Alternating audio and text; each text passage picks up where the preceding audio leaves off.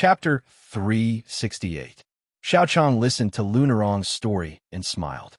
If I didn't guess wrong, the white-clothed swordsman is Cheng Yish, who is very popular at the border. I thought he was just fooling the people, but I didn't expect him to have some skills. It's a pity that he left in a hurry. Otherwise, he could have joined the Fish Dragon gang as a guest. That would be even better. Lunarong sighed. What a pity. Xiaochang glanced at the dull Gong Sun Yang and smiled. This Cheng Yish is good at martial arts, but compared to us, he is still inferior. Narong, back then, your uncle Gong Sun Yang struggled to lift his eyelids. His expression was as calm as an ancient well as he interrupted his old friend Xiaochang. He waved his hand and said, "Don't mention it if it's nothing." Xiaochang said helplessly, "I haven't said it yet." Gong Sun Yang stood up and said softly, "Miss, I'll go back to my room first." Lunarong got up to see him off, but Gong Sun Yang shook his head and stopped her. He walked out of the room alone. The Fish Dragon gang knew that this guest suffered from wet poison on his right toe. It was said that when he slept, he couldn't even pull out the heel of his shoe, so he walked with a slight limp and rarely showed up. Among the senior members of the Fish Dragon gang, he was the only one who didn't even have a disciple. They only heard that the old guy could use the unique skill of 5 consecutive arrows, but no one had the chance to see it with their own eyes. The horn bow was covered in dust and hung on the wall all year round. No one knew if it was just for show. After Gong Sun Yang left, Xiaochang revealed some secrets of the past.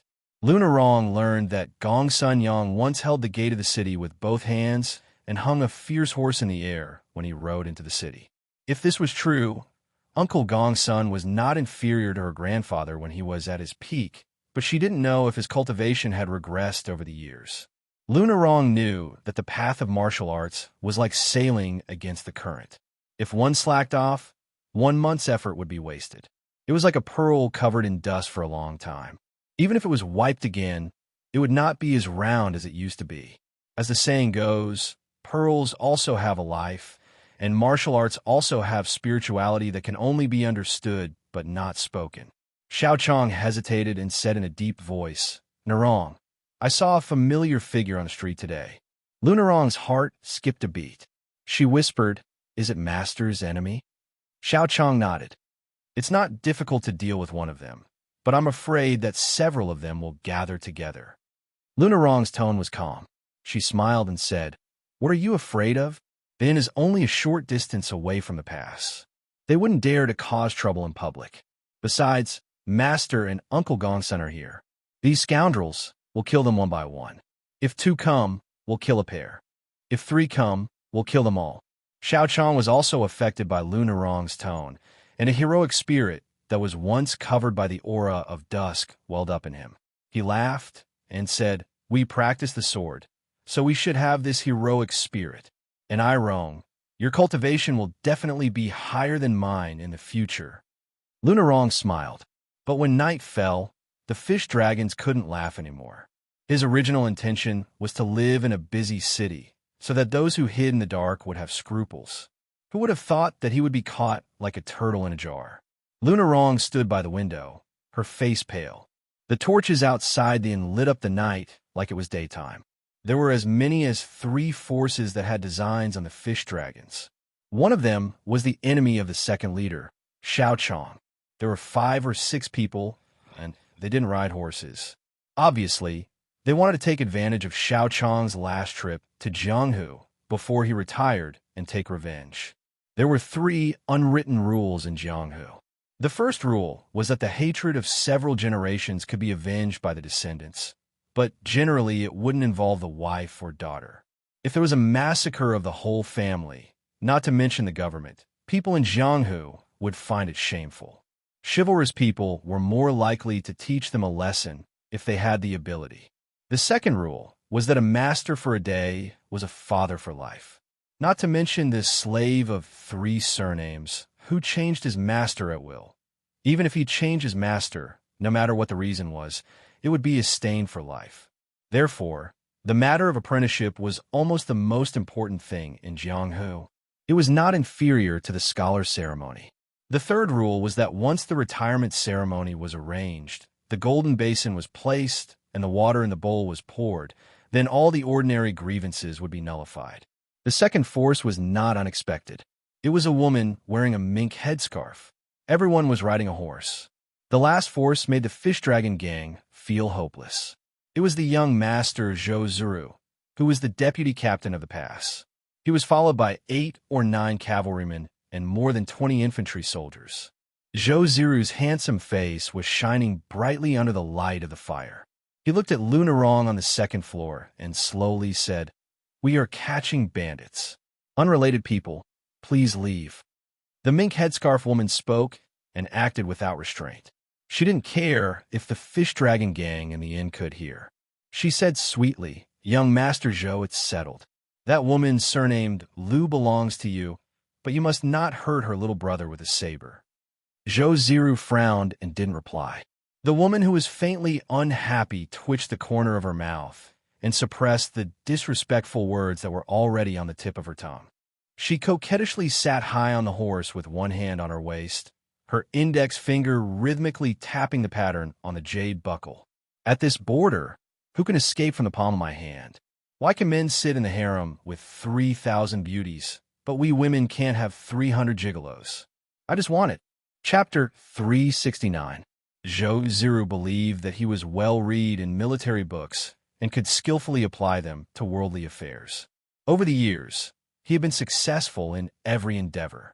Not only did he become the chief advisor of Vice Captain Zhichang's father, he also gave advice and advice. He also personally set up traps, causing many famous bandits to fall in the pass. Just the reward alone was more than 2,000 taels of silver. Zhou Ziru ignored his father's heartache and distributed most of the silver to the soldiers of Tuma Pass who worked for him and his father. Although he was the most powerful young master in the pass, because a rabbit does not eat the grass near its burrow, his reputation among the common people had always been good. This time, casting a large net against the fish dragon gang was only a temporary idea. 3 days ago, a few people from Lingzhou found one of Zhou Ziru's friends and had a banquet. During the banquet, they said that they wanted to kill a member of the fish dragon gang named Xiaochang. Zhou Ziru originally did not want to participate in this kind of Jianghu vendetta, but those people from Wulin were very efficient. They detained a bandit who had fled to the vicinity of Tuma Pass and handed him over to young Master Zhou without saying anything. Zhou Ziru saw that they only wanted the fish dragon gang to stay in Tuma Pass for one night and did not need to personally do the dirty work, so he agreed. Who would have thought that when the fish dragon gang arrived, they would take out a personal letter from the former weapons supervisor of Bailiang? This caught Zhou Ziru off guard, and he immediately regretted that these people did not know the severity of the situation. However, Zhou Ziru knew that it was not easy to accumulate the reputation of young Master Zhou of Tuma Pass and did not want to ruin it. He could only force himself to play the bad guy and stop the fish dragon gang. However, he had secretly prepared to let his trusted subordinates lead the troops to intervene once the two groups of people started fighting. At dusk, he met the woman with the mink headscarf who was a frequent visitor of Tuma Pass. After a secret conversation, Zhou Ziru changed his slightly conservative original intention and decided to make the fish dragon gang suffer a big loss. Not only did he want to accept the original Jianghu favor, but he also wanted to take the profits from the goods that belonged to the fish dragon gang. Of course, he did not want to have a falling out with the general who was already a false-rank Beimang official.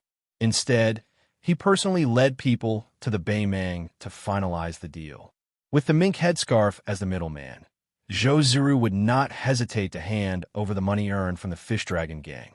In this way, young Master Zhou could be considered to have established a connection with the former weapons supervisor. As for the lives of the dozens of people in the fish dragon gang, Zhou Ziru could only apologize in his heart. Moreover, his wishful thinking was not just about killing 2 birds with 1 stone. Sitting high on the horse with an indifferent expression, Zhou Ziru looked up and quietly made a hand gesture. In one of the rooms of the inn, a man with a rough voice shouted with all his might, "Grandpa has been blocked by you guys here today. I admit that I failed miserably at such a simple task, but I have more than 30 good brothers of the Fish Dragon Gang who can exchange their lives with me. If anyone dares to come and seek death, I will consider him a hero." Most of the members of the Fish Dragon Gang were standing by the window to watch the show. They thought that they would be able to stay outside and enjoy a good show of soldiers catching bandits, but they did not expect to hear these words. The gang members almost spat blood on the window. Where did this bastard bandit come from? A few impatient young gang members raised their swords and were about to follow the voice to kill this bastard who had climbed out of a pond. Before they went out, the second gang leader Xianxia and the steward came to gather them into the 3 connected rooms next door and did not allow anyone to fight. The Fish Dragon Gang was not qualified to be a gang that lived like a prince and collected money by lying down. The members of the gang had seen a lot of schemes. At this time, no matter how stupid they were, they only knew that they had fallen into a trap. None of them dared to breathe. If it was just a fight between gangs, they were not afraid of anyone. But the cavalry and armored soldiers outside the inn were really terrifying. Even if they were lucky enough to survive, they would be accused of killing soldiers. How could the Fish Dragon Gang have a foothold in Bailiang's Jianghu? Lunarong came to her room with a pale face. She calmed down her rapid breathing and knocked on the door. She was very decisive in her actions. Even though she was in a dead end, she didn't even bring Gong Sunyang with her and went to the meeting alone with great sincerity. She wanted to see who was in the inn who wanted to drag the Fish Dragon Gang into the mire of eternal damnation. Lunarong hoped that these people only wanted the money, but she knew in her heart that there was an 80 to 90% chance that they wouldn't be able to settle this matter with money. Lunarong was shocked. Her body leaned back as a blade broke through the door. Lunarong could even clearly see that the blade was only an inch away from her face. The person in the room didn't succeed in his attack, so he decisively put away his saber and kicked the door. Before Lunarong's delicate body fell to the ground, she slapped the ground with one hand and spun her body, dodging the door. Standing in the corridor, her face was ashen. She saw a sloppy young man carrying a saber on his shoulder walk out of the room. The young man sniffled and looked at Lunarong. After exchanging glances, he laughed and said, "If I knew it was a delicate girl, I would have held back." Lunarong suppressed the anger in her heart and tried to ask calmly, "Why did you frame the Fish Dragon Gang?" Although the young swordsman was frivolous, like an ordinary rogue who flirted with women in the marketplace, the way he looked at people and the way he held the blade shocked Lunarong. He was indeed an elite soldier in the Bailiang army. She remembered that her grandpa, old gang leader Lu, said that the difference between military officers and martial artists in Jianghu was that they might have blood on their hands. But compared with the ruthlessness of the latter, the former had a kind of courage that really penetrated into their bones. This kind of perseverance was the heart that was trained in the face of thousands of soldiers and horses. It was the evil spirit that gritted teeth and crawled back to the world of the living. After Lunarong confirmed the identity of the swordsman in her heart, her whole body was cold and her mood fell to the bottom. The man grinned and said directly, "My second brother has taken a fancy to you. If you know what's good for you, you should go back with him obediently. My second brother wants me to tell you that if you are willing to be his woman, the Fish Dragon Gang will lose more than 30 people. With my second brother's help, the Fish Dragon Gang will be able to go to Bailiang and Baimeng unimpeded in the future. It can be considered a blessing in disguise. Just take it as my second brother's betrothal gift. To be frank, my second brother already has a woman to marry. Miss Lu, you could just be a concubine without any status. Don't feel wronged. In fact, it's the Fish Dragon Gang that has climbed up the social ladder. Besides, it's a great blessing for me, Xianxia, to call you my second sister-in-law." Lunarong sneered and said, "Your second brother, Zhou Zuru, is really meticulous. I admire him very much." The young swordsman, who called himself Zhao Yingchuan, licked the corner of his mouth and glanced at the man who was paralyzed in the chair in the room. This poor guy was really unlucky to fall into the hands of his second brother. He had been poisoned by the muscle-weakening powder, which was the first choice of all rapists in Jianghu. Originally, he still had some of the toughness of a Jianghu hero and was unwilling to shift the blame to the Fish Dragon Gang. He had to take a knife and slowly cut a bloody groove on the man's thigh. It was only half an inch away from the man's crotch. The man finally lost his restraint and shouted in the language his second brother had told him to. Chapter 370. Zhao Yingchuan stared at Lunarong, who had caught the eye of his second brother, and thought that his second brother had good taste. He smiled and said, "It's settled. I'll have to trouble second sister-in-law," and Zhao Yingchuan to leave through the back door. In the future, whether the Fish Dragon Gang surname is Lu or Zhou, it doesn't matter. Second brother naturally has the ability to make the Fish Dragon Gang one of the top gangs in Lingzhou. If the negotiation fails, then don't blame me for knocking you out, carrying you on my shoulder, and throwing you onto the bed of my second brother's private residence. If you want to gang up on me, it's fine. Zhao Yingchuan is confident that he can escape. As for the person in the room, it doesn't matter if he's dead or alive.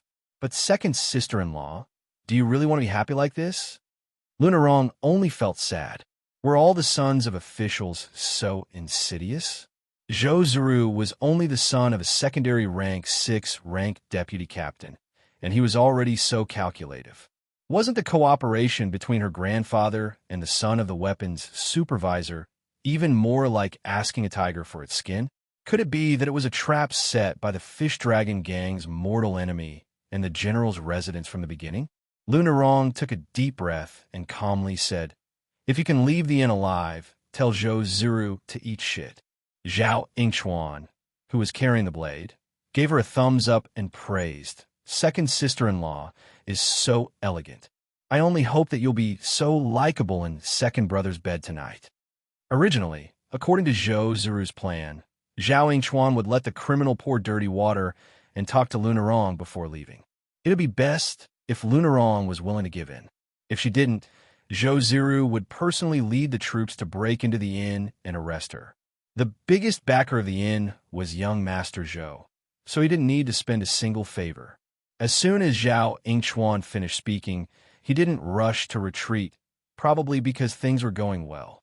Instead, he ran wildly in the corridor with his blade, rushing toward Lunarong.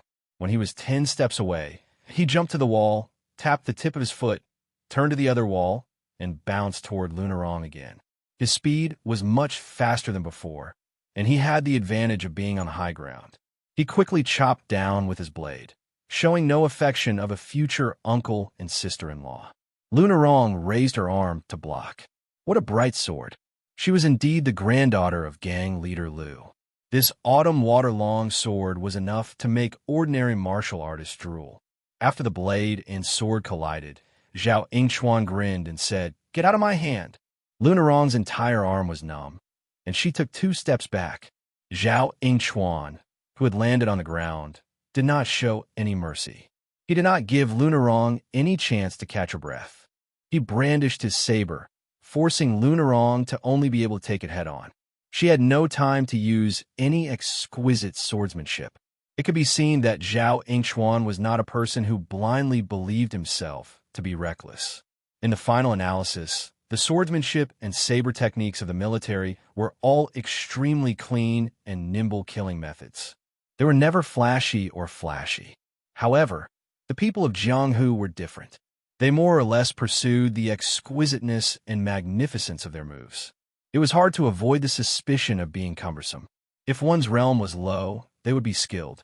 If one's realm was high, they would be immortal. Lunarong retreated again and again, swallowing a mouthful of blood that had surged up to her throat. When Zhao Yingchuan finally took a breath, the long sword that had been fiercely knocked away by the saber slipped out of his hand. Zhao Yingchuan was delighted because, after all, this was the woman that his second brother had taken a fancy to. He couldn't really kill her, so he was prepared to take down this Miss Lu whose swordsmanship was actually not bad. However, he didn't know that the moment he relaxed, the long sword that had slipped out of his hand strangely circled around Lunarong's body and swept towards Zhao Yingchuan's neck at a tricky angle. Zhao Yingchuan turned his head and a strand of his hair was cut off. He was able to use his saber to parry the attack. He laughed and said, "What a good sword move." If second brother hadn't reminded second sister-in-law that Master Xiaochong is good at the double swallow whirlpool, I would have really suffered a big loss. Lunarong remained calm and stretched out her arms. She didn't reach out to hold the long sword. Instead, she flicked a finger on the sword and patted the hilt with her other hand. The long sword spun rapidly in the air like a spinning top whipped by a child and flew toward Zhao Yingchuan. Even Zhao Yingchuan, who had been on the battlefield countless times at a young age, had a serious expression on his face. He didn't dare to rashly pull out his saber, fearing that the saber's momentum would be used by the woman. His second brother had said that the most exquisite move of the Fish Dragon Gang's old gang leader's fist cannon that shook Lingzhou was the teacher's 3 cupped hands technique. After 3 consecutive cupped hands, the strength would multiply. It was completely different from the common martial arts common, since that the first move would be used up, the second would be weakened, and the third would be exhausted. This Lunarong had clearly integrated the teacher's 3 cupped hands technique into the double swallow whirlpool swordsmanship. It was a bit tricky. Zhao Yingchuan made up his mind to avoid the fierce wind. He pulled out his saber and retreated.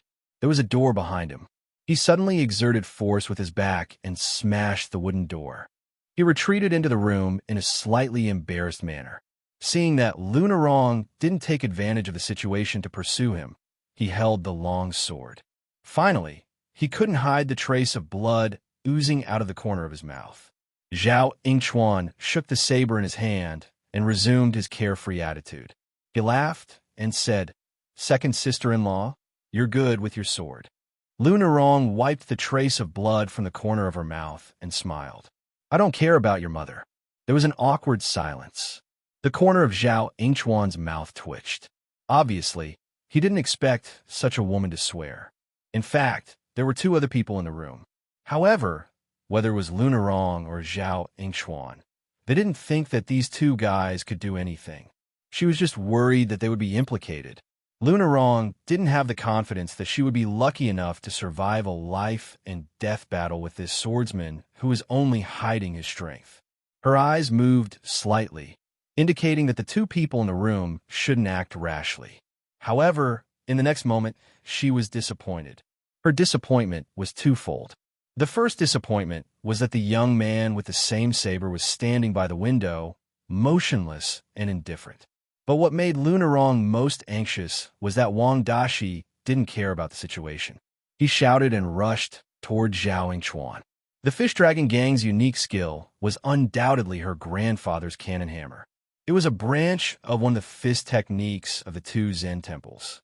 It didn't pursue the complexity of the routine, but focused on the instantaneous burst of power. If this set of fist techniques was supported by vigorous internal energy, the fist technique would naturally be brilliant.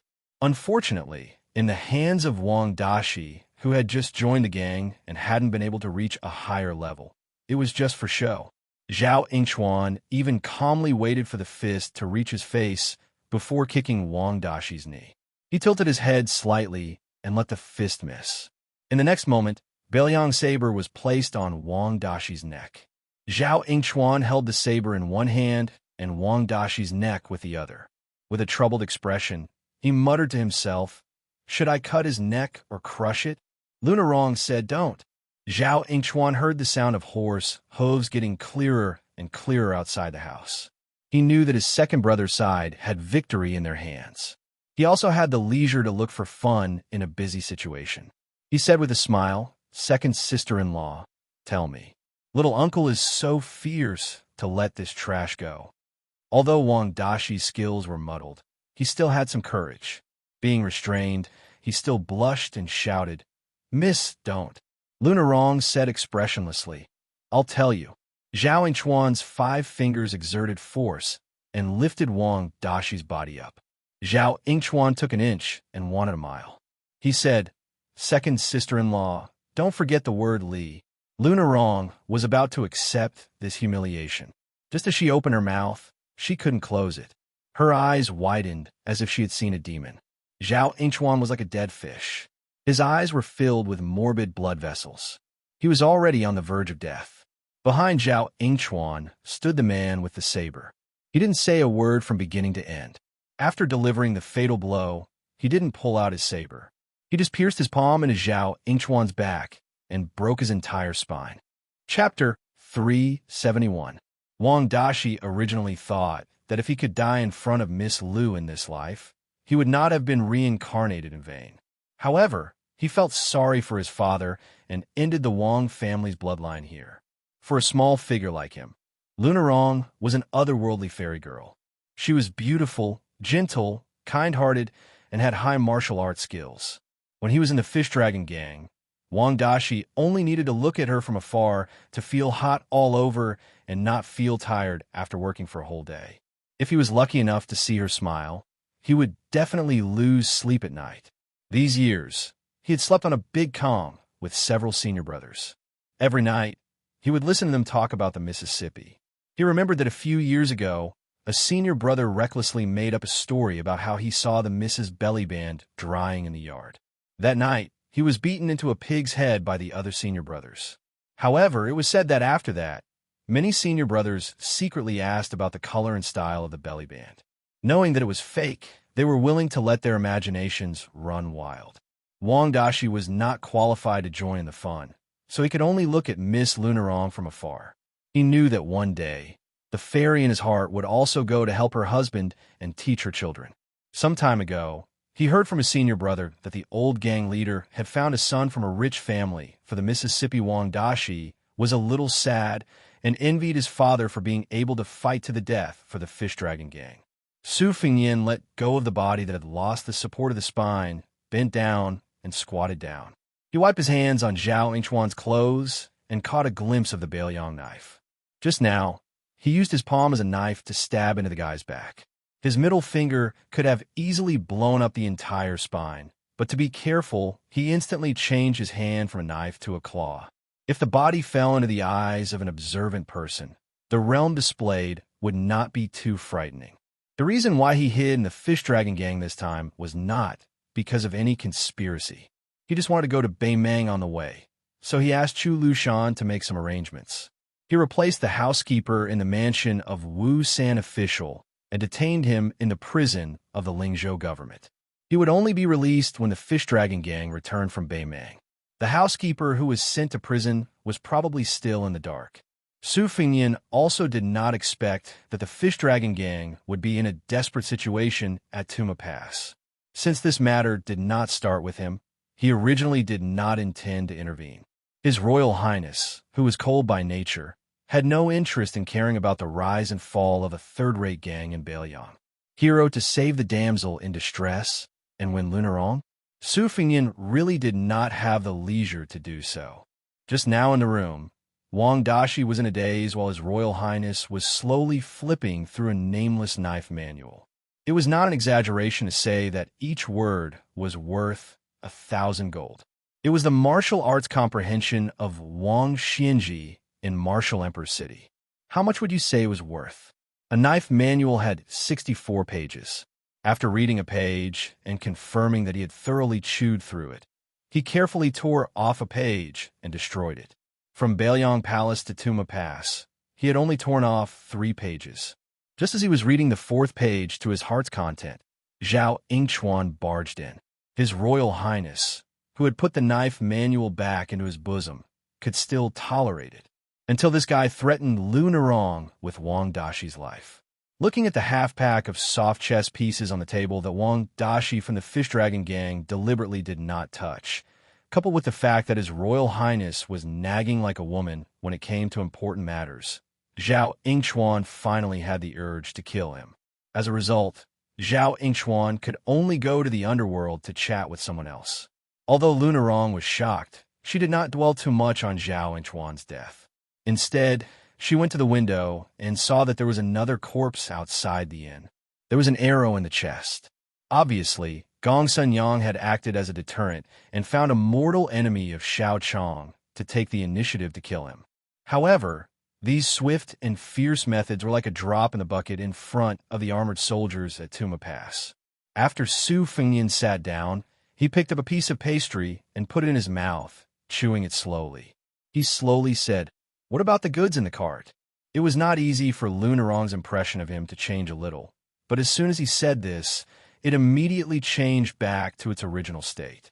Lunarong was burning with anxiety. She racked her brain, but still could not think of a foolproof plan to bring the Fish Dragon gang out of the quagmire. She had no time to care about this unscrupulous man. She saw that Gong Sun Yang had nailed arrows into the ground in front of the horses, finally temporarily blocking the advance of the armored soldiers at Tuma Pass. It was impossible to escape.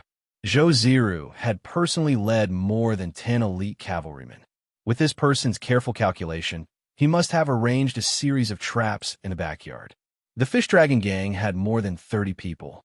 As long as a dozen or so archers chose a good position, they would be able to drag the Fish Dragon gang down. At that time, only a few fish would escape the net. Facing Zhou Ziru's cavalrymen and the other two forces, Xiaochang, and Gong Sun Yang would not be able to escape the miserable fate of being slaughtered. Lunarong was faced with a dead, not created by several pairs of hands. Even if she had delicate hands, how could she untie it? Xiaochang walked into the room and saw the dead body at Wang Dashi's feet. He frowned. When he saw the Bailiang knife in the corpse's hand, he sighed and mistakenly thought that it was Lunarong's work. He thought that since Lunarong was determined to do this, he would die tonight. However, when Wang Dashi saw the high and mighty second gang leader arrive, he was grateful for young Master Su's life-saving grace. On the other hand, he was afraid and instinctively explained, "It was young Master Su who helped me kill this person." Of course, Xiaochang did not believe him. His eyes drifted to Lunarong, who had turned around by the window. The latter nodded. Xiaochang thought for a moment and said angrily, "Young Master Su, do you know that this person is a Bailiang soldier? How dare you kill him? The Fish Dragon gang will never associate with you. Get out and ask for punishment from the government." Xiaochang's righteous words could be heard both inside and outside the inn. When Zhou Ziru heard the news, his face became gloomy. Zhao Yingchuan was his sworn brother and had a bright future in the Bailiang army. Over the years, the Zhou family had spent at least 4,000 to 5,000 taels of silver on their sworn brother. Not to mention, Zhou Ziru's father, who was the deputy commandant, had secretly done many favors for Zhao Yingchuan in hopes that in the future, Zhou Ziru and Zhao Yingchuan would be able to complement each other in the Bailiang frontier army and have a meteoric rise together. Who would have thought that they would die in their own territory? This made Zhou Ziru furious. He raised his head and said angrily to the archer of the Fish Dragon gang, "Old man, if you dare to stop me again, I will make sure you bring disaster to your whole family." Xiaochang's original intention was to transfer the anger outside the inn to young Master Su. He did not know the inside story of the machete man Zhao Yingchuan, so he added fuel to the fire and made Zhou Ziru determined to bury the Fish Dragon gang with his brother. In the eyes of the Lingzhou swordsmen who had been famous for a long time, as long as the soldiers at Tumbling Horse Pass did not get involved in this mess, the strength of the Fish Dragon gang was enough to deal with the other two groups of Jianghu people. He had obviously underestimated Zhou Ziru's ambition and appetite. Chapter 372. Lunarong didn't seem to expect her master to say such words. She was surprised. She looked at her master, who used to have the demeanor of a sword immortal. She turned to look at the man, surnamed Su. After finishing the pastries, he gently clapped his hands and didn't intend to get up. Lunarong wanted to say something, but hesitated. She felt a little guilty. Xiaochang couldn't wait to throw this pretentious idiot out of the window so that the horses could trample him into meat paste. He stubbornly believed that as long as the soldiers of the Fallen Horse Pass were not angry, he and the Fish Dragon gang would have a chance to escape. Su Fengyan saw that the number one swordsman of the Fish Dragon gang was a little flustered and exasperated, so he calmly said, "Don't be in such a hurry to divert the trouble. The most important person in today's trap is not your enemies, but Zhou Ziru of the Fallen Horse Pass. This guy not only wants to take more than 30 heads of the Fish Dragon gang in exchange for military merits in suppressing the bandits, but also wants to seize control of your disciple Lunarong and control the Fish Dragon gang. Fortunately, he has a place in Lingzhou, the hinterland of Bailiang, and it will be much easier for him to do some shady business in the future. Zhou Ziru seems to be doing things very well. He will definitely eliminate the Fish Dragon gang. Lunarong is beautiful and has the identity of the future leader of the Fish Dragon Gang. She can protect herself and seek wealth in the chaos. Vice leader Xiao Chong is already so old. Do you think he will sell his ass to Zhou Ziru? Or do you want to be a servant girl for young Master Zhou to perform a sword dance? Wang Dashi looked at the calm, young Master Su and then looked at gang leader Xiao, who was so angry that his arm was trembling. Wang Dashi's expression was strange. Xiao Chong already hated this man, surnamed Su, to the bone. But after hearing the shocking inside story, he looked at Lunarong. After seeing her nod, his heart was as dead as ashes. Then, as if he had grasped at a life-saving straw, he turned around and saw that there was no one outside the room. He turned his head and whispered, "Narong, I have worked for the Fish Dragon Gang for 20 years. I have been cautious and conscientious. Have I ever done anything to betray the name of the Fish Dragon Gang? Moreover, you and I are master and disciple, and I have taught you swordsmanship wholeheartedly. Have I ever had the slightest selfish intention of teaching my disciple to starve the master to death? Master knows that you would rather die than live in dishonor. But this matter involves the century-long plan of the Fish Dragon Gang. Even if you're wronged, you still have to swallow your pride. As long as you have a connection with Zhou Zizu, the Fish Dragon Gang won't have to worry about financial resources in the future. Taking a step back, as long as we leave Falling Horse Pass, it won't be too late for you and me to fall out with Zhou Ziru. Where there's life, there's hope. Master can promise you that when the time comes, even if I have to risk my life, I will definitely help you get back at Zhou Ziru. If you don't believe me, Xiao Chong can swear to the heavens." Hearing this, Wang Dashi was stunned. This deputy leader used to be so heroic and heroic. He had done all kinds of heroic deeds, and even a pawn of the fish dragons admired him. Why was he acting like this at the moment of life and death? In the past, when they watched acrobatics in the downtown area, the old people of Shishu had the unique skill of changing faces, but it seemed that they were not even half as good as Xiao Chong's. Su Fingyin said indifferently, "What Xiao Chong said is reasonable. Not only did you take into account the overall situation of the fish dragons, but you also guaranteed that you and Xiao Chong would be out of danger. You have put a lot of thought into this. I think old boss Lu will be extremely grateful after this. He might as well marry his granddaughter to Hero Xiao. This old man and his young wife are a match made in heaven. I congratulate the two of you first." These words were so vicious. Thinking about how he wanted Xiao Chong to sell his ass to Zhou Ziru, and how he coquettishly played a sword dance, His Royal Highness's eloquence had obviously reached a very high level. Even Wang Dashi, who is usually the most docile and patient nobody, wanted to slap Xiao Chong a few times when he saw the so-called hero Xiao Chong's sanctimonious and ugly face. Su Fingyin did not forget to turn his head. He glanced at Lu Narong and asked, "Miss Lu, what do you think of this marriage? When the time comes, don't forget to send me a wedding invitation." Xiao Chong said angrily, "How dare you?"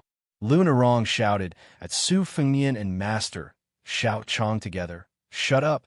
Xiao Chong originally had a strong intention to kill with his sword, but when he heard Lu Narong's crying voice, he realized that if he killed in front of her, he might really be implicated and lose his life in the end. Lu Narong said in a low voice, "Xiao Chong, our relationship as master and disciple ends here. Lu Narong will not compromise with Zhou Ziru today.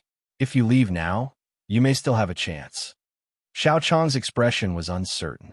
He snorted coldly and turned to leave without hesitation. At this time, Lu Narong finally began to sob.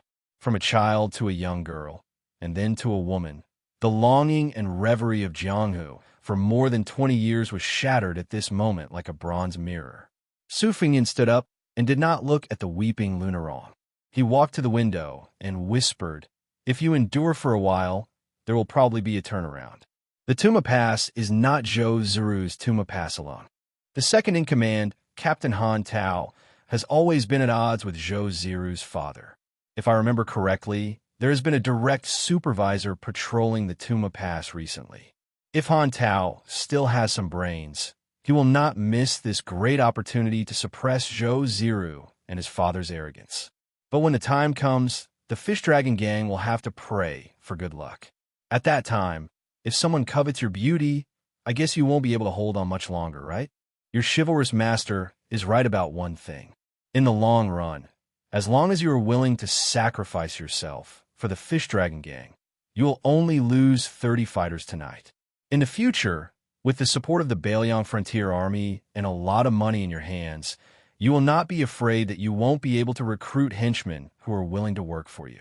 You are nothing more than a concubine for the army. If you want to be a concubine, then be a concubine. Maybe you can even become the empress of Lingzhou's Jianghu. Lunarong stood behind Su Fengyin and looked at the back of the man with the sword with teary eyes. She shook her head and said, "This is not the Jianghu I want." Su Fengyin sneered and said, "Then you should beg Captain Han Tao to fight with Zhou Ziru." To be honest, the woman with the Beimeng accent has a great background. Not every noble woman can wear a Xianbei dragon head jade belt.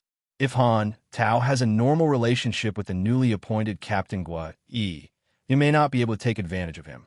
At that time, you will die even more miserably in the hands of Zhou Ziru. You can't even survive, and you still want to talk to me about your Jianghu.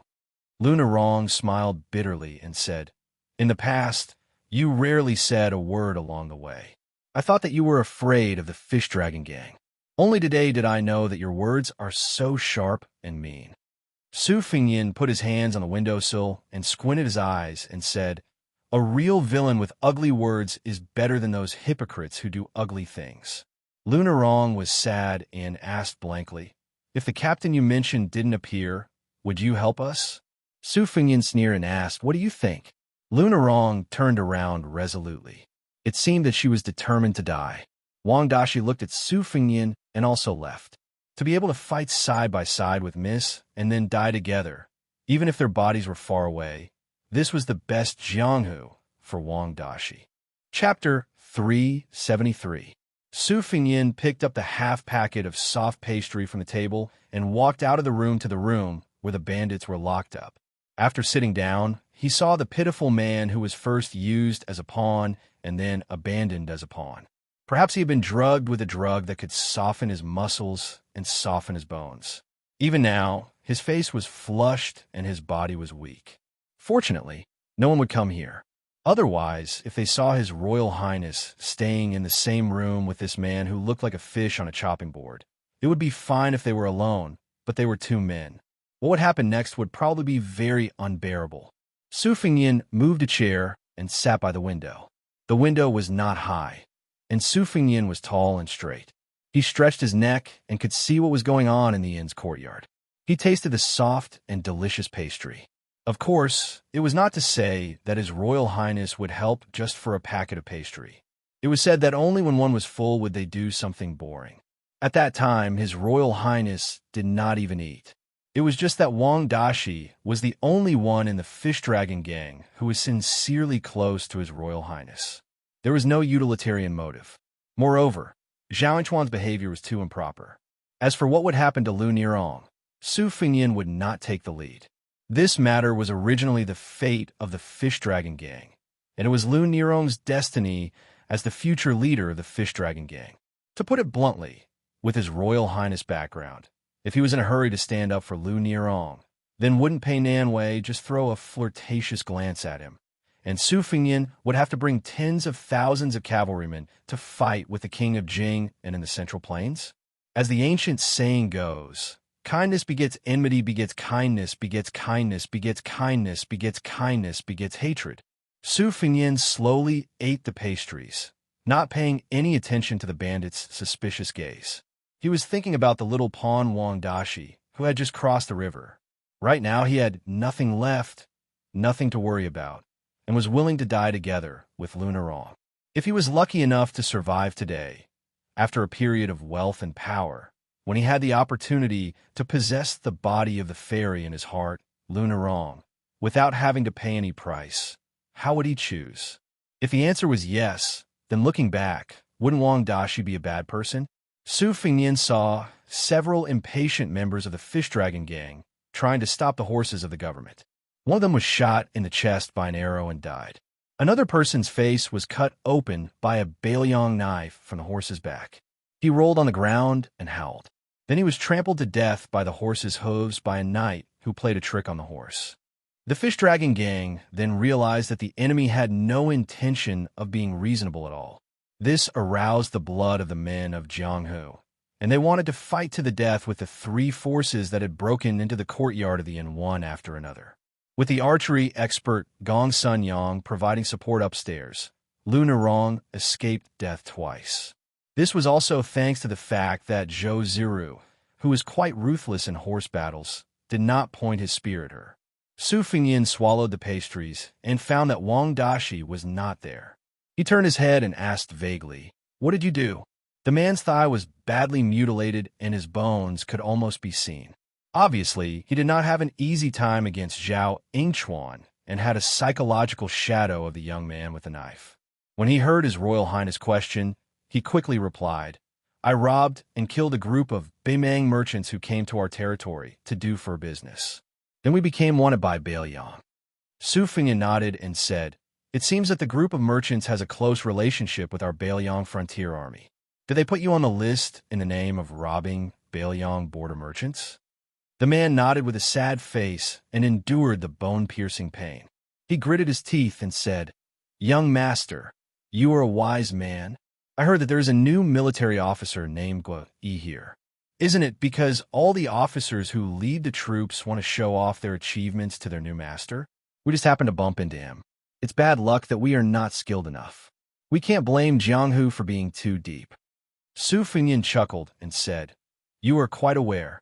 The man was afraid that the young master with the knife in front of him would smear the knife on his body without a word. So he quickly found a topic to talk about to divert the pain from his body. "This damn knockout drug. You should have used more of it so that he would have fainted." The man's face was twisted because of the pain, and his eyes were slightly cautious as he asked carefully, "Young master, have you heard of the new military officer named Guo Yi?" Su Fengyin glanced to the scene in the courtyard and still did not see Wang Dashi. He frowned and said, "Wang Dashi used to be the second master of the Qingshan Villa in the Central Plains. After it was trampled by the Bailiang cavalry, a large group of homeless dogs spent all day thinking about how to fight against the Bailiang Palace. Later, more and more of them died, and almost all of them were wiped out. They had no choice but to learn to be smart and no longer make things difficult for Su Xiao and the other important figures. They would chop down anyone they saw in the palace with red eyes. 3 years ago, there was a servant girl from a poor family who came home to give money to her parents. On the way home, she was kidnapped and taken away. By the time the people from the palace arrived, the girl's entire lower body could not be seen. If I had been there." At this point, Su Fengyin paused and laughed self-deprecatingly. "It seems that there was nothing we could have done. That military officer Guo Yi betrayed the last group of survivors of the Qingshan Villa and tipped off the palace. As a result, the old master, one of his brothers, and more than 20 relatives who were still alive after hiding for many years were all killed by the Bailiang cavalry. I also heard that this ruthless guy entered the palace and met the king of Bailiang. Not only was he rewarded with a few martial arts secret manuals from the Tide Listening Pavilion, but he also got a 5th-rank military officer Guo Yi. His luck has changed, and it's true that the old saying in the Jianghu is that selling something is better than selling one's brothers." The more the man listened, the more frightened he became. He asked uneasily, "Young master, you're really well informed. Are you a government official like the young general?" Su Fengyin smiled and said, "I'm closer to the fish dragon gang now." The man's leg bled even more. His hands gripped the arms of the chair tightly, and his head was covered in cold sweat. He forced a smile that was uglier than crying and said respectfully, "Young master, you have an impressive appearance. I can tell at first glance that you're a man of great fortune. After surviving this disaster, you'll definitely achieve great things." Su Fengyin finally saw Wang Dashi show up in the courtyard downstairs. The fish dragon gang had already lost 6 or 7 hot-blooded men, including the one who had checked into the inn at dusk and spat at the feet of His Royal Highness. He was the last corpse lying on the ground. He was stabbed diagonally in the chest by a spear, and then his head was cut off by another knight who skillfully cooperated with him. If the previous few people fought with their lives on the line, then this guy didn't take his life seriously at all. After all, if he went forward, he would die. With several bloody corpses on the ground, as an example, if he ran forward to show off his courage, he would die in vain. When he was killed by a spear and a knife, there was no one beside him except for Lunarong. Fortunately, Wang Dashi, whose legs were trembling for a long time, kept punching his legs and even slapped himself twice. Only then did he finally manage to get his trembling legs to listen to him. He shouted loudly to boost his courage. Halfway through, he picked up the sword of his senior martial brother and charged into the formation. He closed his eyes and slashed wildly. Those people who had killed their way into the inn probably found it funny, so they were not in a hurry to get rid of this kid who did not pose the slightest threat. Lunarong looked around and found no one else except for the enemy. When the members of the fish dragon gang behind her looked at her, they all lowered their heads and retreated in fear. Upstairs, Gong Sunyang shot 31 arrows. At first, he killed 4 people with 6 arrows, but none of them were soldiers of the Tumbling Horse Pass. Later, he realized that there was no room to maneuver, so he began to capture the leader first. However, all the arrows were easily caught by the old man, raised by the mink woman. Gong Sunyang knew that even if the old man was not a top master in the Vajra realm, he was not far from it. He stroked the bighorn bow and then broke the bowstring. Then he slowly went downstairs, limping silently behind Lunarong. Zhou Ziru, who had not dismounted from the beginning, turned his horse around and leisurely and arrogantly circled around with his horse. He looked down at Lunarong, who was covered in blood, and the corners of his mouth raised in a gloomy arc with great satisfaction and pride. Su Fengyin said to himself, "Here he comes." The man on the chair didn't hear him clearly, so he whispered to himself, "Young master, I snatched a yellowed knife manual a few years ago. I can't read, so I went to a brothel and kept a literate girl for 2 months. I opened the manual word by word and memorized it. If you want to learn it, you can take me out of the inn, and I can slowly dictate it to you." Chapter 374. Su Fengyin's back was facing the door. He seemed to be absent-minded and did not hear the man's tempting offer. An untimely rumble of horse hooves came from afar. It was abnormally ear-piercing to Zhou Ziru's ears. Zhou Ziru, who had always been confident, turned his head to look. In the dark night, a string of torches stretched out like a mountain. No less than 100 riders had suddenly arrived. The leader of the group was a middle-aged general dressed in armor. He had an extremely unfamiliar face, but judging from his armor, he was at least a 5th-rank general in the Northern Liang army. This was definitely not an existence that could be shaken by the vice-captain of the Toppling Horse Pass or the hanging Bao Commandant. What made Zhou Ziru feel even more uneasy was that there was a rider beside this general. It was Captain Chong, who was second only to his father at Tumbling Horse Pass. Han Tao, who was riding his horse straight into the inn, glanced at Zhou Ziru and sneered. "Tiska, Zhou Ziru, you have great ability. Is your father Deputy Captain Zhichong, or are you Deputy Captain Zhichong?" The last word, was obviously raised in pitch. Many people like to say this when the upper echelons of the bureaucracy suppress people. Zhou Ziru lowered his head and cupped his hands. A hint of viciousness flashed through his eyes as he said calmly, "Reporting to Captain Han, there are bandits colluding with the Lingzhou fish dragon gang. I heard the news and received permission from Deputy Captain Zhichong to bring my troops to the inn. I was afraid that these bandits would escape. If there was anything wrong during this time, I sincerely hope that Captain Han can tell me. I am willing to accept any punishment." A rider slowly stepped into the inn. Han Tao took the initiative to move out of the way so that this general could have a good view. There was nothing he could do about it. This Captain Gua Yi was a ferocious man who had personally met the great general and even received a reward from him. "Don't bring up Captain Gua Yi's ungrateful past in front of me. It's no big deal. Just let out a fart and it will all be over." Right now, Huang Fugui was undoubtedly the most popular figure in Bailiang. If it weren't for the fact that Han Tao had connections in the court, he wouldn't have been able to connect with him. Today, Zhou Ziru and his son had bad luck and bumped into a knife. If it were in the past, Han Tao would have pinched his nose and turned a blind eye.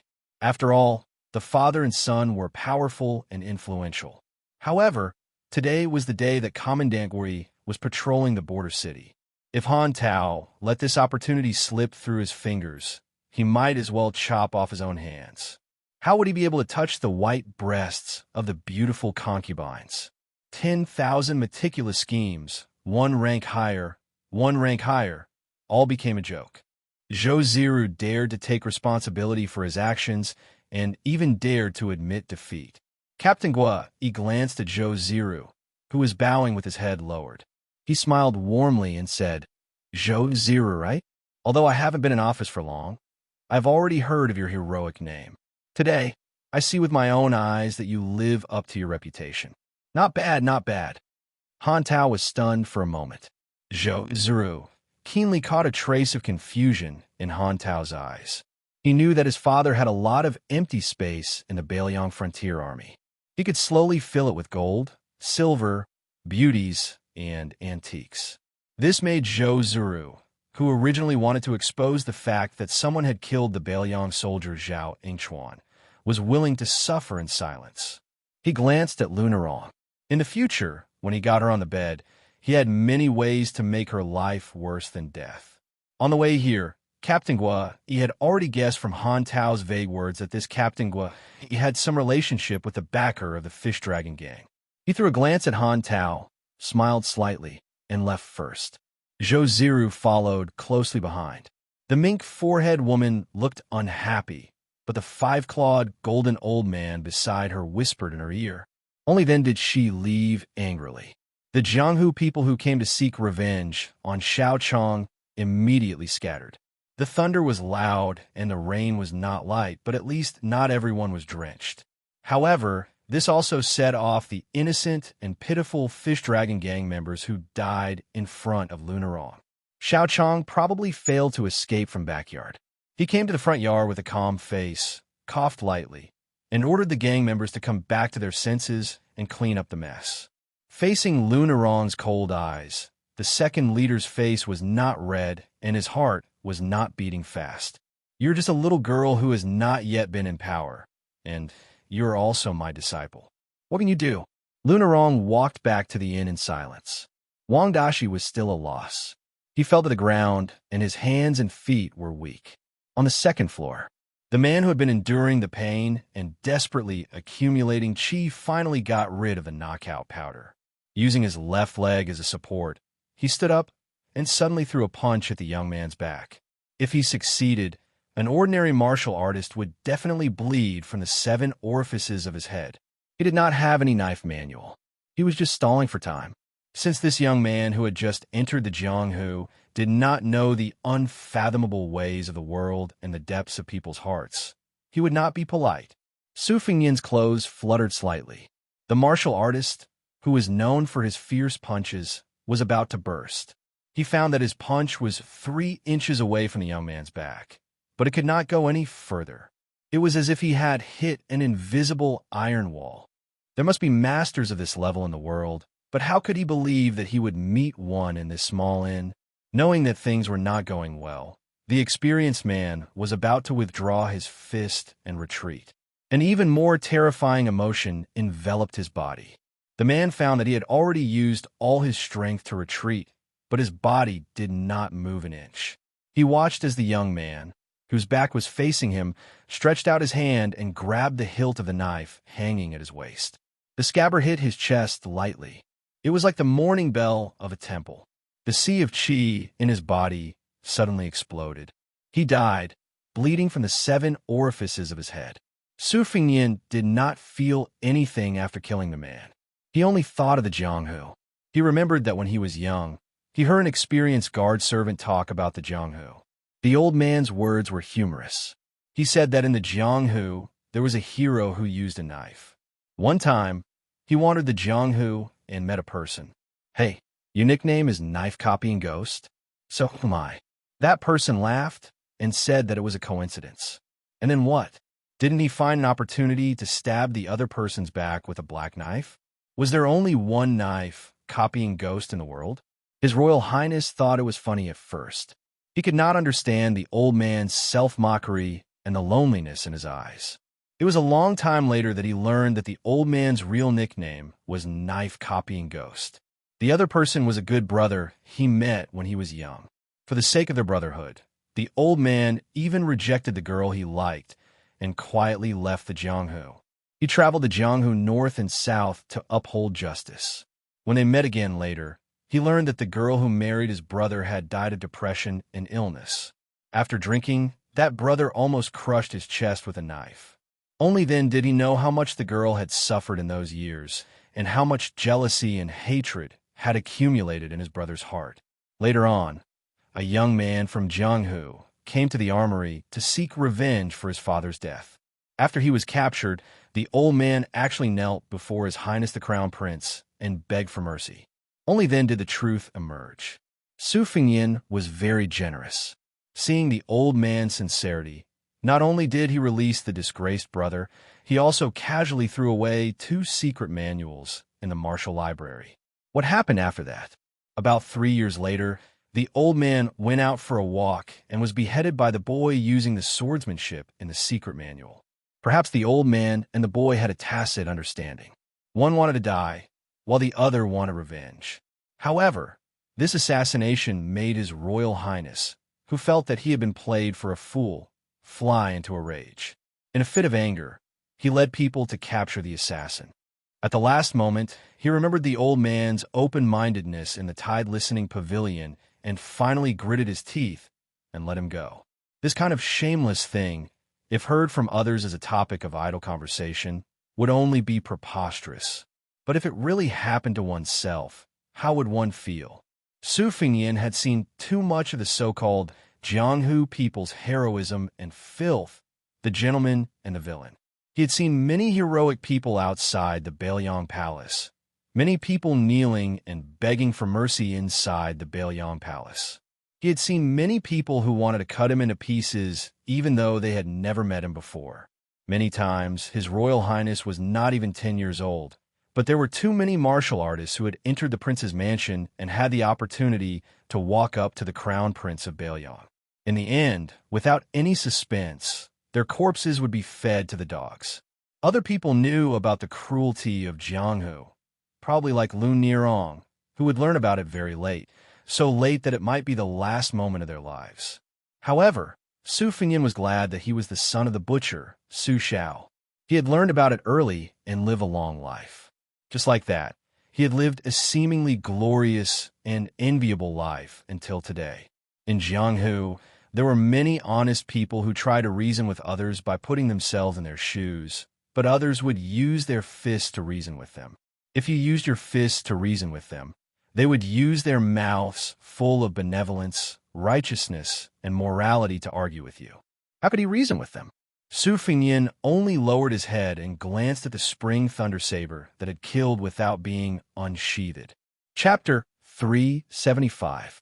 The Jianghu of Yusong was just a child's Jianghu. He naively thought that as long as it was Jianghu, it would be better than a stick of sugar-coated haws. In the Jianghu of young people, most of them were like Wang Dashi, who was used to being bullied by the fish dragon gang. In his heart, there was an unattainable woman. When he was in danger, he didn't think too much about it. He just felt that it was enough to die with her. But in the Jianghu of adults, it was rare for someone like the old man in the sheepskin fur coat to say swords come on the mountain peak, and 2 waves of thousands of swords flew over. The one who was miserable was Han Xiangma, a bodyguard from the border of the Jian province. He died as soon as he entered the Jianghu. Most of them were better off, or like the Dongyue swordsman Lu Qiantang. They were successful and famous, but they died in the Jianghu. Han Tao left a few soldiers behind to clean up the mess with the fish dragon gang. After all, there were more than 10 people dead and injured, and it was not a small matter. How to clean up the mess would be a test of Han Tao's ability to lead troops and be an official. Nowadays, no matter how many undercurrents there were in the imperial court, on the surface, the world was still peaceful and prosperous. Relying on military merits on the battlefield to get a promotion was something that could only be chanced upon and not sought. Most of the time, it was just a small matter. The fish dragon gang suffered a great loss this time, but they escaped from death, so they were more relieved than sad. The second leader, Xianxia, took out 30 taels of silver to give to those soldiers. It was not that the Fish Dragon Gang could not pay more, but these soldiers were obviously the direct subordinates of the Weeping Gong Commandant. After all, they were just small officials who could not make the final decision. If their appetite was inflated, it would be difficult for them to deal with Han Tao in the future. In the Fish Dragon Gang, only the experienced Xianxia had a good grasp of the trade-off. Lunarong did not expose Xianxia's face upstairs. It could be seen that after the disaster, she had matured a lot in an instant. Su Fengyin placed the dead Jianghu bandit back on the chair. After finishing this business, he saw Lunarong standing at the door with a frosty face. Su Fengyin calmly said, "Zhao Yingchuan not only drugged this man, he also poisoned him. He's dead." Lunarong glanced at the blood flowing out of the 7 orifices of the corpse on the chair. It was the usual scarlet color. She mocked, "Surnamed Su. Do you think I'll believe you? Do you think I'm a 3-year-old kid?" Su Fengyin knew she was still holding a grudge against him for not helping her when she was in danger. He laughed and said, "Zhao Yingchuan was killed by me. Do you want to report this to the authorities? If I am caught and beheaded, how can the Fish Dragon Gang return to Lingzhou and explain to the dignified secondary class, rank 4 martial scholar?" Lunarong stared at this man who could be so shameless. It was as if her eyes would be dirted if she looked at him any longer. She turned around and sneered, "No matter what reason you have for killing Zhao Yingchuan, you have helped the Fish Dragon Gang. I'm not that ungrateful. Even if you need thousands of taels of silver to settle this matter, I, Lunarong, will not frown." Su Fengyin stood at the edge of the chair. "Thank you, Miss Lu." When Lunarong stepped over the threshold, she paused for a moment and slowly said, "In my opinion, you're even worse than Xiaochang." Su Fengyin just smiled and did not refute. When he returned to the room where the door was broken by Zhao Yingchuan, he saw Wang Dashi sitting on the edge of the bed and shivering. Obviously, he had not recovered from the fight in the inn's courtyard. For a young man who had just stepped into the Jianghu, the scene of flesh and blood flying everywhere was really beyond his ability to bear, especially the kind of one-sided slaughter in front of the armed soldiers of the government. It would probably be deeply imprinted in the young man's heart and could not be erased for the rest of his life. Wang Dashi looked up at Su Fengyin and reluctantly squeezed out a smile and called him young Master Su. Su Fengyin nodded and continued to sit on the chair by the window. He took out the inconspicuous knife manual from his arms and continued to study it. The more than 20 knife moves of the covering thunder stacking armor could all be verified in the manual. The knife manual was not limited to the creation and elaboration of the moves. Between the lines, there was a sense of a lion hunting a rabbit that only the second in the world, Wang Xianxia, possessed. When he lowered his head to read it, he said softly, "Let me eat that bag of pastries. I'll return it to you later." Wang Dashi, who was flattered, quickly waved his hand and said, no need to return it. Young Master Su is too polite." Su Fengyin caught a glimpse of the young man's cautiousness from the corner of his eye. He thought of the scene in the courtyard where he slashed the enemy with his sword. He smiled and asked, "Old Lu of the Fish Dragon Gang is a master of both internal and external martial arts. He's a master of the Fish Dragon Gang. He pays attention to reason and qi. How come you're so weak? Did no one teach you what to learn?" Wang Dashi was afraid that young Master Su would misunderstand and belittle the Fish Dragon Gang, so he said in a panic, "Yes, they did teach me. It's just that my comprehension is too poor and I can't grasp the gist of it. My senior brothers are very capable." Su Fengyin did not expose Wang Dashi's lie. Most of the sects and clans were filled with experts, and the real martial arts skills had to be taught orally by the masters. Otherwise, the slightest difference would lead to a huge difference. Otherwise, the saying that a teacher for a day is a father for a lifetime would have no basis. Wang Dashi was a soft persimmon that could be bullied by anyone, so who would be willing to spend time and effort to nurture him?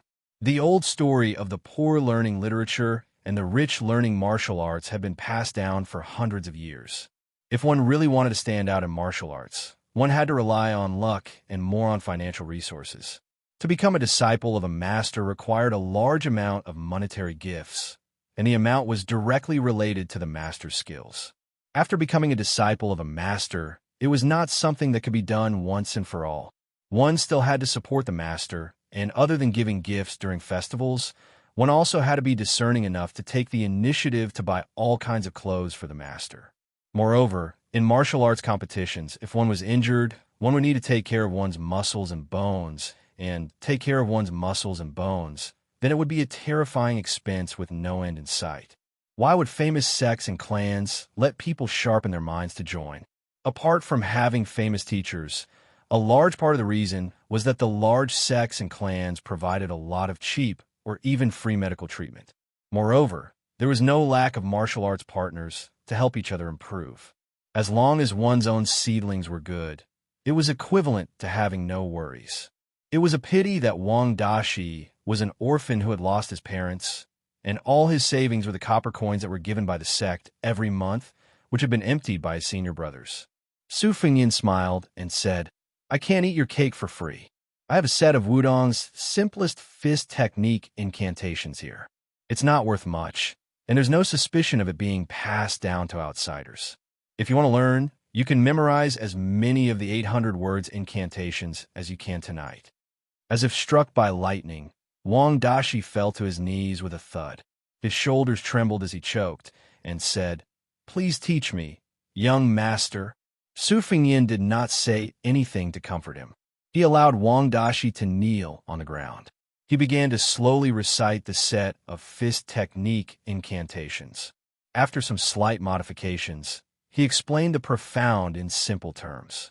He had already removed many obscure Taoist terms and only extracted the incantations that could be used as soon as he got hold of them. If this method was seen by the Taoist masters, they would definitely be unable to restrain themselves from cursing him for being a prodigal son.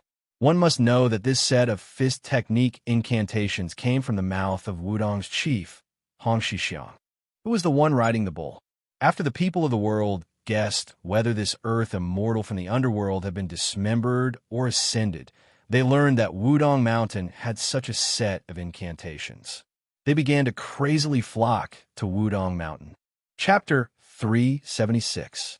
Originally, Wudong Mountain followed the wishes of the headmaster and did not put this set of fist techniques on a shelf or deliberately omitted its essence. Anyone who wanted to learn it could come to Wudong Mountain to learn it. However, Jianghu was dangerous and unpredictable, causing many troubles for the peaceful Wudong Mountain. For example, some ruthless martial artists who saw the Taoist priests practicing on the Big Lotus Peak were not satisfied, so they captured a Taoist priest who knew the formula and interrogated him. After that, they threw the corpse into the wilderness, fearing that they would miss something or doubt the tolerance of Wudong Mountain. Even after killing a Taoist priest who knew the formula, they still did not feel at ease, so they killed several people before leaving the mountain. This caused the distressed Wudong Mountain to have no choice but to seal the mountain. Other than pilgrims who burned incense, the 72 peaks all refused visitors from Jianghu. Therefore, Wang Dashi's kneeling for an entire night was not considered grievance. However, Su Fengyin spoke until his mouth was dry and his tongue was dry. He repeated the formula 7 or 8 times, but Wang Dashi only remembered about 50 or 60% of it. It seemed that the Fish Dragon Gang's evaluation of this youth's aptitude was not exaggerated. Later on, Wang Dashi's head hung lower and lower, fearing that young Master Su would despise him for being stupid. However, young Master Su did not show the slightest bit of impatience. His tone was calm, and he spoke tirelessly. This made the youth feel more and more guilty. Later on, when he made a mistake in his answer, the youth actually cried and raised his head with red eyes and said that he did not want to learn. Su Fengyin was not a fiery, clay bodhisattva. He himself had a photographic memory. No matter how slow he was in practicing the saber, even the old god of swords Li Chungang had to admit that he had half of his comprehension when he practiced the sword. It should be known that Li Chungang had entered the first rank when he was 20 years old. After that, except for the Earth Immortal realm, The other 3 realms were like a hot knife cutting through butter in just 5 or 6 years. How bad could Su Fengnian's constitution be? As for the people around His Royal Highness, to be able to walk beside him, it was obvious that they were all carefully selected. There were very few idiots among them. It would be self-deceiving to say that Wang Dashi, whose aptitude was mediocre, was not the least bit depressed. However, what really made His Royal Highness angry was the use words that he did not want to learn. Su Fengnian breathed in and out, relaxing his expression. He no longer repeated the formula, but chuckled softly. You don't want to learn it? Then you can wait to watch Lunarong's back for the rest of your life. The youth's skin was thin, and when his thoughts were exposed, his face turned as red as the buttocks of the monkeys on Mount Wudong. No matter what, the atmosphere suddenly became relaxed. Su Fengnian let Wang Dashi, whose legs had already lost all feeling, stand up and sit on the edge of the bed. Seeing that Wang Dashi carefully put only half of his butt on the bed, Su Fengnian smiled softly and said, I used to know a person who was born in a poor family. He didn't study and couldn't read. When he was young, he only did some farm work like chopping firewood and feeding pigs. Later, he took over his father's property and became a blacksmith. If there was anything special about him, it was that he was stronger than the average person. He had been blacksmithing for more than 20 years and didn't even have time to save money to get married. Wang Dashi was confused. He did not know what young Master Su was trying to say. From his point of view, young Master Su was not only good-looking, but also had a good temperament. He must be from an aristocratic family that the people of Jianghu envied the most. This kind of person probably had a profound meaning behind his words. The simple youth did not dare to continue the conversation. Su Fengnian laughed. It was this kind of person who became a very powerful swordsman. His Royal Highness remembered some embarrassing events of the past and could not help but laugh. A very powerful master. Wang Dashi looked at young Master Su, who had a pair of phoenix eyes and for the first time revealed a sincere smile. Wang Dashi was stunned. He felt that only this kind of person was worthy of Miss Lunarong. Su Fengnian looked at the bright sky outside the window. He estimated that it would not be long before the rooster crows could be heard. He stood up and said, This set of incantations is called Wudong Fist Arts, but it actually focuses on nourishing the qi and spirit.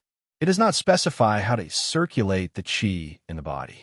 You'll have to rely on yourself to figure it out day after day, year after year. When Wang Dashi heard this, he could not help but want to kneel down and express his gratitude. Su Fengnian stood up and joked, Don't bully a young man for being poor. A young man has gold under his knees. Don't kneel. If you kneel too much, don't mention the gold under your knees. Even the copper coins will run away. Wang Dashi stood up and scratched his head with a blushing face. Su Fengnian walked out of the room alone. He wanted to go outside the inn to find some breakfast to fill his stomach. The front yard had been cleaned up, but there were still some bloodstains from last night's fierce battle in some hidden corners. After leaving the courtyard, Su Fengnian stretched his body. He spent 8 copper coins to buy 4 big meat buns. He gnawed on them as he walked, grease dripping from his mouth. A meat bun of this size could not be bought for 6 copper coins in Gangnam-do. Unknowingly, he arrived at the platform of the old city ruins. The corner of his mouth curled up as he saw the child, named Yu Song, practicing boxing with a few of his peers. Of course, he was just practicing blindly with a child's temperament. He was babbling and yelling, and there was a book bag sewn by his parents by his feet. Su Fengnian walked up to the platform and squatted at the edge of the platform to deal with the 3rd meat bun. When Yu Song, who had touched the spring thunder saber, saw Su Fengnian, he hurriedly stopped and jogged over. He had an innocent smile on his face. He deliberately raised his voice and said, Big brother, when I returned to the village yesterday, I told them that I had touched your saber. They didn't believe me and said I was bragging. Su Fengnian reached out and patted the child's head. He was kind enough to clear his name and said, Yu Song wasn't bragging. The 4 or 5 children surrounded Su Fengnian and envied Yu Song from the bottom of their hearts. Su Fengnian's eyes were sharp. He saw that the child, Yu Song, kept glancing at a little girl standing in the distance. She was thin and petite, and her clothes were sewn even better than Yu Song's. Her hands were clasped behind her back. She wanted to join the fun, but she did not have the courage. She only dared to lower her head and look at the tattered hemp shoes that exposed her toes. Su Fingyan, who was about to eat the meat bun, smiled and stopped. He rubbed his stomach and said helplessly, "I ate 5 or 6 in a row. I'm full. It's a pity to throw away these 2. Yusong, help Big Brother eat one." Yusong hesitated for a moment. A gluttonous fat boy nearby did not hold back and shouted that he wanted to eat. Su Fingyan handed one to the fat boy. Only then did Yusong take the other one. Seeing Big Brother give him a look, the child smiled knowingly. He held the meat bun with both hands and ran to find his childhood sweetheart. It was unknown what he said, but after much persuasion, he finally convinced the girl. In the end, they each ate half of the meat bun. Su Fingyan quietly gave Yusong a thumbs up. Yusong grinned. After the fat boy and the others tasted the delicious meat bun that cost 2 copper coins, they knew that if they did not go to the private school, they would be beaten by the teacher.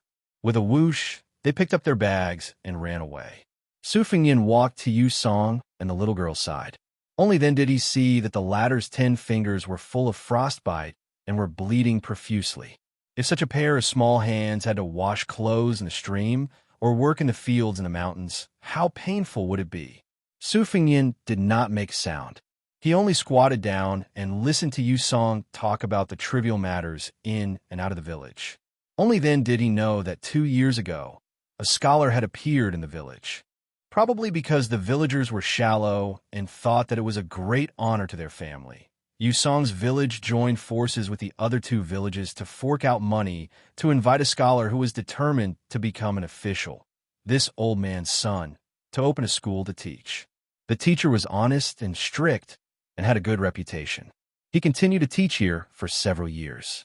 To the parents of children like Yusong and the other villagers, becoming a scholar was out of their reach. They did not even dare to think about it. They only thought that it was good that their children could read. Yusong proudly smiled at His Royal Highness and said that this old man's son had said that his handwriting was not bad.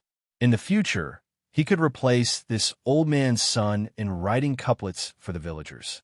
At this time, the little girl also smiled.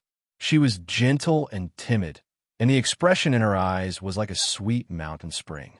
At this time, more than 10 riders galloped out of Xiaoma Pass. Their armor was bright and clear, and Yusong looked at them with reverence. Behind the group of horses were several black-skinned scoundrels who had a bad reputation around Xiaoma Pass. They ran with all their might. Every time the group of riders ran a certain distance, they had to slow down and wait for the few people who were running with all their might. Each and every one of the riders had a look of disdain on their faces. The little girl was meticulous. She tugged at the corner of Yusong's clothes and pointed in the direction of the village. She was somewhat afraid and worried. Yusong's face immediately turned pale. He carefully handed the book bag to the little girl. He did not care if this old man's son would hit his palm with a board. After bidding farewell to His Royal Highness, he chased after them. Su Fingyan lowered his head and found that the little girl was grabbing his sleeve. He smiled and nodded, "I'll go right away." Chapter 377. There was a stream that flowed around the village, and it was like a woman's eyes were full of life. The roosters crowed at the entrance of the village, and then there was a young miss squatting by the stream to wash clothes. Because of her posture, her figure was even more graceful. The wooden mallet gently hit the clothes on the stone. She didn't dare to use too much force, and when she was tired, she would rest for a while. She reached out with a slender finger to brush away the black hair that covered her face. When it was wet, it stuck to her forehead and cheeks. Occasionally, she would be lost in thought, looking at the reflection of her face in the water. Ripples would ripple out, and the corners of her mouth curled up slightly. Poor people couldn't afford a bronze mirror. To her, this item was too flashy and impractical. Even though everyone within 10 li said that she was beautiful, she didn't feel that she was beautiful anywhere. It was better to praise Yusong's good fortune as a boy and a girl. This made her happier. She lightly exhaled, coming back to her senses, and continued to hit the white and sparse clothes. She didn't dare to wash clothes when there were many people around, especially those that were close to her body. She always felt embarrassed. Also, There were some idle and lazy men in the village. No matter if they were young or old, they would shamelessly squat by the stream and point at her. Some of the village women were naturally unhappy, calling her a fox spirit behind her back. If there was a man from their family who was shameless enough to stand by the stream, they would definitely mock her with a few words. She sighed slightly and saw a red embroidered to-do. It was probably because that part of her was too burdensome, and it was always propped up. Therefore, compared to the clothes she wore outside, the needle and thread were sparse to a point that made her blush. The young miss hurriedly used the wooden mallet to hit it a few times. She thought about quickly washing it clean and drying it in the room. She laughed self-mockingly. Wasn't it just 2 pieces of meat? She really didn't know why the men were always staring at her. She wanted to be born as small as possible. She had always felt sorry for her husband's family and had never complained. In fact, even the harshest villagers knew that this poor girl had not done anything wrong to old Zhao's family. A thin girl who should have married into a rich family and enjoyed a good life had done farm work that many men found tiring. Once, a few wanderers from outside the village had sneaked into her courtyard and stole her undergarments that were hung on a bamboo pole to dry. Little Miss, who had never been angry with anyone, had gone crazy and chased them to the neighboring village with a desperate stance. A few older elders in the village finally could not stand it anymore and called their sturdy juniors. Half of the village carried hoes and finally understood the matter. They could only remember that this girl had tightly gripped her undergarments and sat on the ground, crying silently. She did not scold anyone and just cried silently. From then on, she would rather dry her clothes later and only set up a pole to slowly dry them in the ventilated room of her home. In the following years, the ripe pine forest became her sky. Fortunately, the child who had lost his father when he was young did not let her down. Even this old man, who was very knowledgeable, was willing to let the child take some books home. If a normal child dared to touch this old man's private collection of books, their little hands would be beaten into steamed buns by this old man.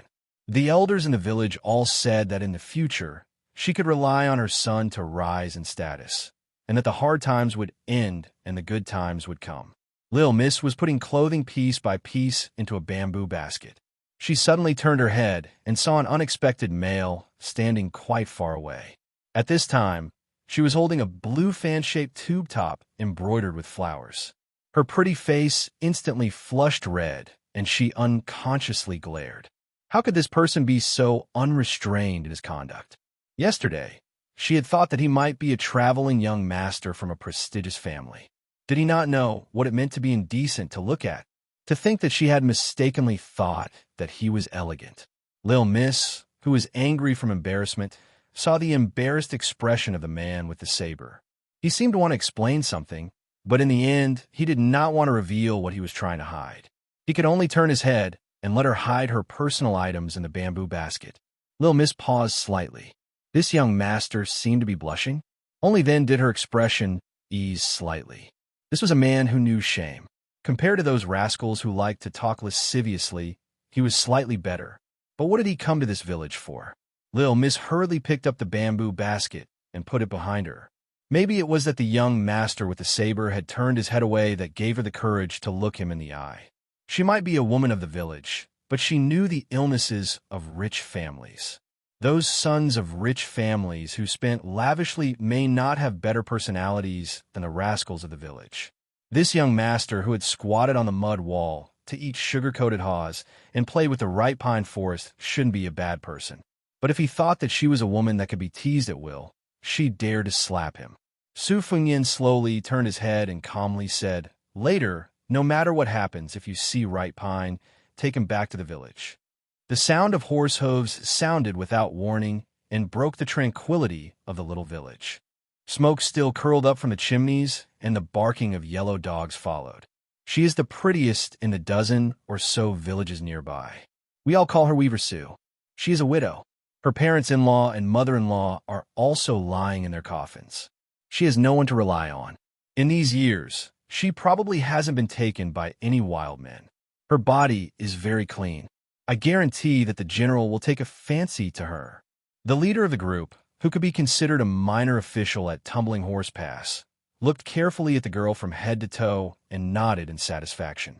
He wondered why he hadn't heard of such a wildflower in Liushi village before. If he had known earlier, it wouldn't have been anyone's turn to make a move. Chapter 378. However, since they had missed the opportunity, it would be extremely difficult to secretly kidnap them again. Last night, Han Xiaowei had called a few of his confidants, including himself, to have a secret discussion. Captain Chui Gong said that Commandant Yi, General Huangfu, had come to Tuma Pass and did not have a few women to warm his bed. If he did not entertain them well, no one would be able to bear the consequences. Although Han Tao said that he did not dare to use the common cosmetics from the brothel to fool General Huangfu, they knew that the two most popular prostitutes from the largest brothel were secretly being kept by Han Xiaowei in a small house without telling his tigress at home. Han Xiaowei was reluctant to part with them, but he also did not dare to use second-rate prostitutes to show filial piety to Commandant Yi. He was afraid that his sworn enemy would use this against the deputy Commandant Chong. Therefore, he came up with a plan and asked them to find two young ladies with clean backgrounds. He said that he would spend a lot of money to invite them to Tuma Pass. However, how could they not understand the meaning behind this? They were just trying to snatch the prostitutes. After the deed was done, they would be rewarded 10 to 20 taels of silver to keep their mouths shut. Of the two girls they found at night, Han Xiaowei did not take a fancy to one of them. He said that even if she was thrown into a brothel, she would not be able to earn a few taels of silver a year. The other girl was quite pretty and was still a virgin. Han Xiaowei also said that this girl who was crying her eyes out did not know how to serve people. Without another word, he ordered someone to bring her to his private residence. This caused a few of them to be so anxious that they almost suffered internal injuries from holding back. When the sun rose, they felt that Han Xiaowei would die if they delayed any longer. One of their fellow officers suggested that they might as well ask a hooligan in town to lead the way and see if they could be lucky enough to find a girl in the surrounding villages who could satisfy Captain Yi. They really did find one by chance. The young woman who was standing gracefully by the stream with a basket in her hand did not look stunning at first glance. However, after a few glances, one of them could tell that she was a beauty. Using the words of those poor scholars, her skin was whiter than snow and could be broken by the wind. That small waist and those breasts were all one of a kind. The squad leader swallowed his saliva and knew that this trip would not be in vain. The horseman threw the bag of copper coins that the lowly scoundrels had agreed upon beforehand. He bent down, his eyes staring at Lil Miss as he quietly asked the people beside him, "There needs to be a reason." The soldiers of Tumbling Horse Pass always love the people like their own children and won't make things difficult for the people. One of the hooligans turned his head and laughed in a small voice. "Officer, don't worry. This is simple. Weaver Sue often goes to town to buy some satin and embroider a sachet at home, and then sell at the market. Officer, say that there is a general's wife and young miss at Tuma Pass, and want her to embroider embroidery. What do you think?"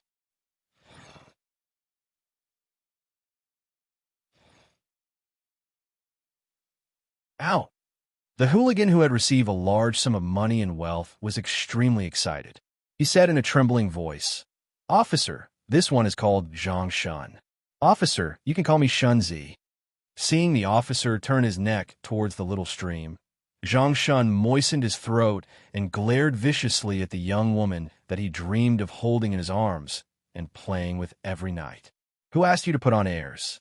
If I can't get your body, I definitely won't let you live a pure life. Didn't you reject the marriage offers from many well-off families for the sake of your chastity memorial arch? I know that you are a proud girl, but I won't let your body and reputation be pure. When that powerful officer Yi has played with you, what face and heart will you have to continue pretending to be a pure and chaste woman? When I play with you properly, won't I be brothers with the great general that have done that kind of thing together? It's just that I don't know how many hands it will take when it's my turn." Looking at the situation, the officers around her all had eyes like wolves. They definitely won't let her go. Zhang Shun, who had a belly full of evil tricks, quietly pursed his lips. He reached out to wipe his saliva and shouted, "Su Qing, There's a great general's wife at Tumbling Horse Pass who wants you to embroider. Reward. The sergeant took the initiative and said softly, 20 taels. Xianxia immediately climbed up the pole and said in a charitable tone, 20 taels. You can't earn that much in a year. Why don't you hurry back to Tumbling Horse Pass with the officer? If you delay the great general's wife, can you afford to be punished? Xianxia's evil intentions were secretly aroused. He tried to speak in a calm tone. I'll take that basket of clothes home for you. The sergeant on the horse frowned. How could he not know Xianxia's dirty thoughts? However, he still didn't say anything. He knew that in order to make his subordinates do things willingly, to be a dog that could not only wag its tail but also bite people for its master, it was not enough to just rely on the power of an officer. If he didn't give them some extra benefits, they would all be slippery and stingy. What could he do? Su Fengyan only now knew that she was called Su Qing. However, wasn't the Qing in this simple name a bit too heavy in this world? The little Miss Su Qing bit her lips. The little stream behind her was only knee-high. Even if she jumped in, who would drown? She shook her head and said, I'm not going. The sergeant and the riders beside him were expressionless. Clearly, they had expected this answer and were not in a hurry to pressure her. How could a lonely naked woman win against a dozen iron cavalry and the entire Tumbling Horse Pass?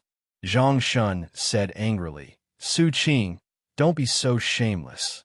Do you believe that I'll knock you unconscious and carry you to Tumbling Horse Pass? Su Qing raised her arm. In her hand was a wooden mallet used to hammer clothes. The dozen iron cavalry saw that this young woman was so stubborn yet cute and laughed loudly. Xianxia hated that this woman did not know how to appreciate his kindness and made him lose face. He rolled up his sleeves and was about to go to the stream to let her know the severity of her fists. Of course, he wouldn't really use all his strength to hit her. Mother, don't go. The young child who ran covered in dust and fell countless times before finally appearing in front of everyone's eyes.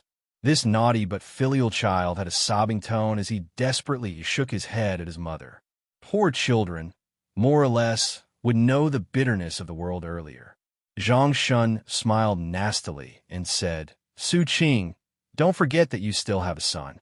If you disobey the military lords, their prime minister is magnanimous and won't argue with a widow like you. However, I, Xianxia, will have a good relationship with your son. After Xianxia finished speaking, he jogged towards the child. How could a 6- or 7-year-old child fight against a scoundrel in the prime of his life? Trapped in Xianxia's arms, the child opened his mouth and bit Xianxia's arm, drawing blood. The flustered and exasperated Xianxia used his arm to choke the child to death. The little miss still didn't cry out. Turning around, she put down the bamboo basket and wiped away her tears. Then she turned her head and said calmly, I'll go. Chapter 379. Unless one was certain to die, they could not be unsheathed. The Buddhists had silent meditation.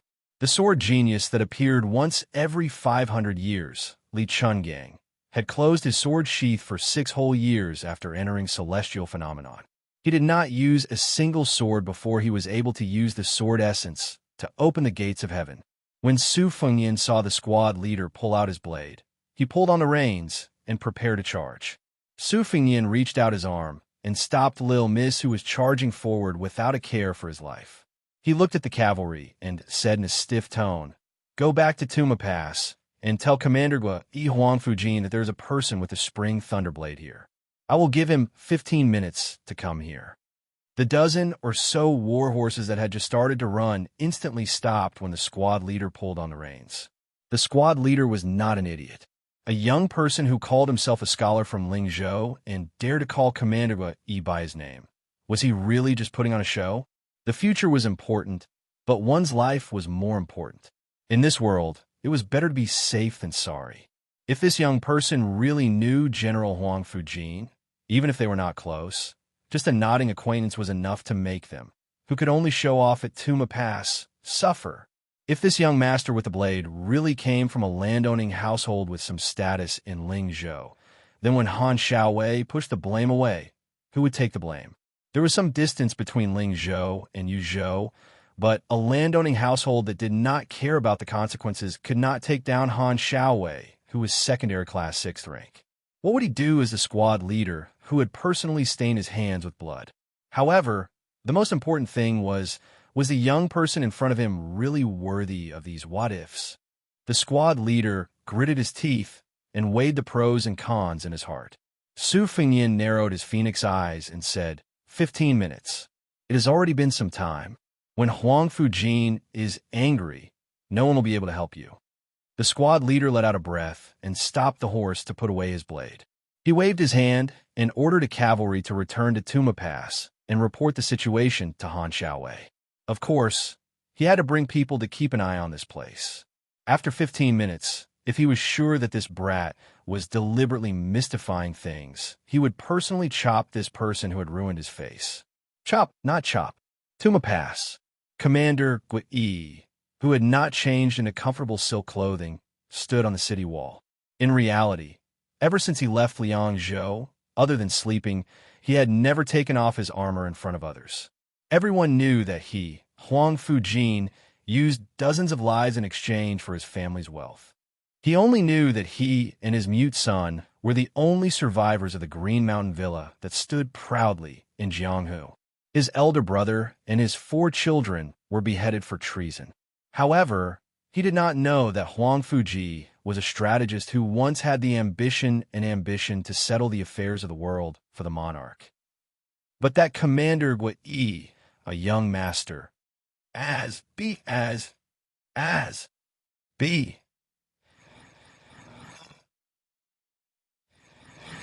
A wag of the tail of a wealthy family was better than a scholar reading 10,000 books.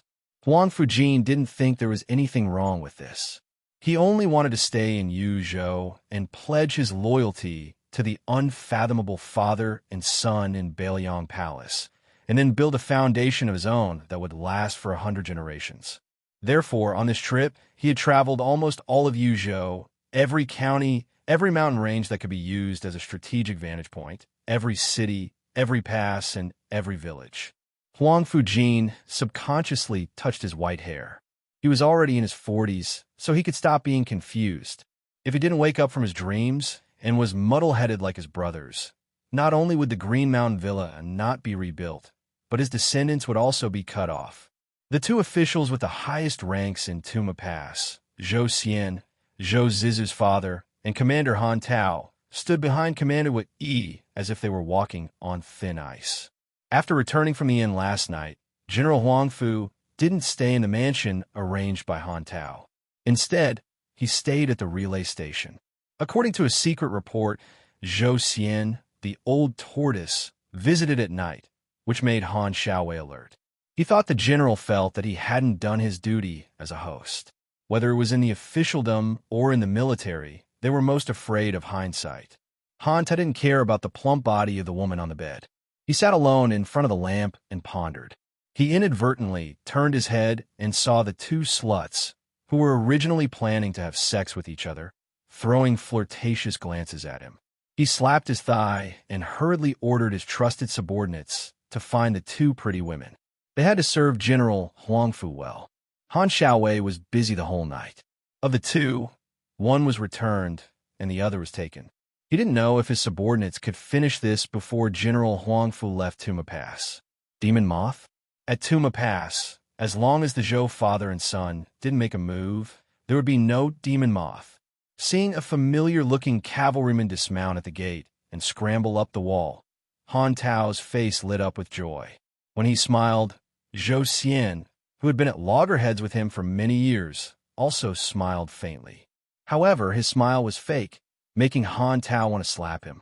The ordinary cavalryman with no official rank was stopped in the distance. Han Tao didn't dare to put on airs in front of Captain Wei, so he walked over. Seeing the cavalryman's face as ugly as if he was holding in his excrement, he realized that something was wrong. He told him to come to the corner of the gate tower. Without waiting for Captain Wei to speak, the cavalryman spilled the beans. It was not a complicated trick to begin with, and Han Tao, who had been immersed in officialdom for many years, immediately understood everything. His expression changed a few times, and he raised his foot to kick the little bastard who had given him the bad news. However, just as he raised his foot, he suddenly put it down and quickly turned to walk toward General Huangfu. Although Huangfu Xiao, who had a lot on his mind, was not paying attention to the fighting and scheming at Tumbling Horse Pass, he could see from the corner of his eye that Han Tao had a sullen expression on his face. He smiled and said, "Han Tao, if you have something to say, just say it." Hearing his name being called, and not the polite but unfamiliar official rank, Han Xiaowei let out a sigh of relief. He bent down and jogged a few steps closer. In a small voice, he said, "My cavalrymen were patrolling a village within our jurisdiction and met a scholar from Lingzhou who claimed to be traveling. He said he knew General." Huang Fuxiong's expression was calm as he stared at Han Tao. Chapter 380. Feeling great pressure, Han Xiaowei hurriedly said, "That scholar seems to be wearing a spring thunderblade." Huang Fujin calmly made a sound of acknowledgement. No one saw him instantly clench his fists, the veins on the back of his hands bulging. This Bailiang army captain Gui, the most famous person in the Bailiang army, said calmly, "Prepare a horse for me. Let that rider lead the way. You don't need to follow." Han Xiaowei was sweating like rain, his lips blue and trembling. Risking death, he said softly, "That scholar also said he would only give you 2 incense sticks of time." Captain Gua turned his head and smiled. Han Xiaowei, who had beheaded more than a dozen people on the battlefield, was probably used to a peaceful life. Being glanced at by General Huangfu, he stumbled back in fright. Leaning against the city wall, he said with a tearful face, "General, there is no need to worry. From Tumbling Horse Pass to that village, it won't take 5 incense sticks of time." The 2 riders galloped wildly. That rider was scared out of his wits. He only hated that the war horse he was riding on did not have 8 hooves. By the stream, Su Fengyin turned and said gently to Lil Miss, "Take Yu Song home. I'll come back and find you. Don't worry, it's fine now. I have some relations with a general at Tumbling Horse Pass. At most, I'll spend some silver. I guarantee you won't have to go to the general's manor. If you don't trust me, pack up and take Yu Song away from Tumbling Horse Pass. But remember to pay attention to the news here when you're outside. You will naturally understand." Lil Miss, who was half believing and half doubting, was preparing to move when he saw 2 riders arrive. A terrifying and dignified general stopped his horse on the high slope. The other riders, for some reason, only heard the words, "Quickly return to Han Xiaowei to receive orders." They turned their horses around and retreated sickly. Su Fengyin and Lil Miss walked back together. She held her child and looked back. Seeing Su Fengyin smile and wave his hand, she took her son's hand and jogged back to the village. There were only 2 people left by the stream. Gua Commandant Huangfu Xiong rolled off his horse and prostrated himself on the ground, just like he did when he first entered Bailiang Palace. Without saying a word, his 5 fingers dug into the ground, as if he wished he could sink his entire body into the ground to appear sufficiently humble.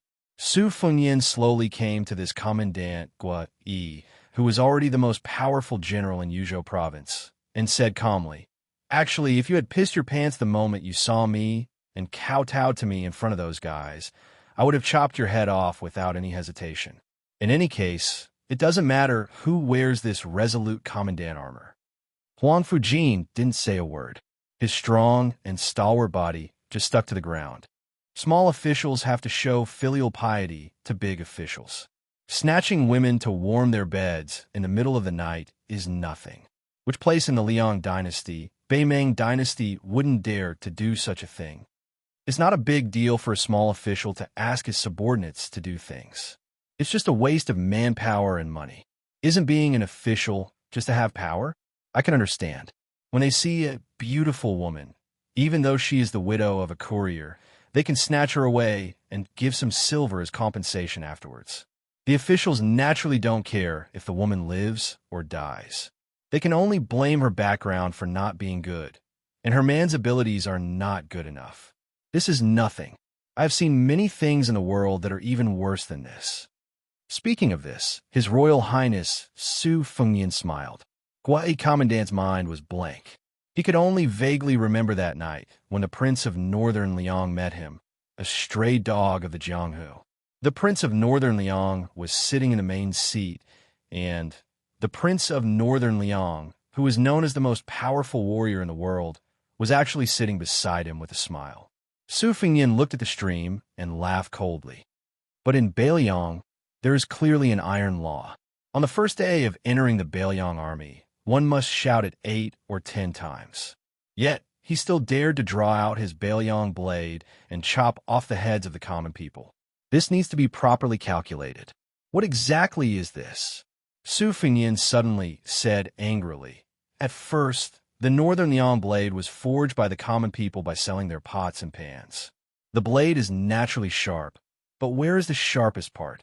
Su Xiao once personally told me, this useless son of his, many times, so many times that I'm going to F** king grow calluses. Huang Fujin's lips were already pressed against the ground. The thick smell of mud and grass assaulted his senses. He said, Huang Fujin deserves the death penalty. Su Fengyin suppressed the emotions in his heart. The scabbard of his spring thunder saber trembled incessantly. After a long time, His Royal Highness laughed at himself and said softly, I'm already the hereditary Bailiang's Royal Highness.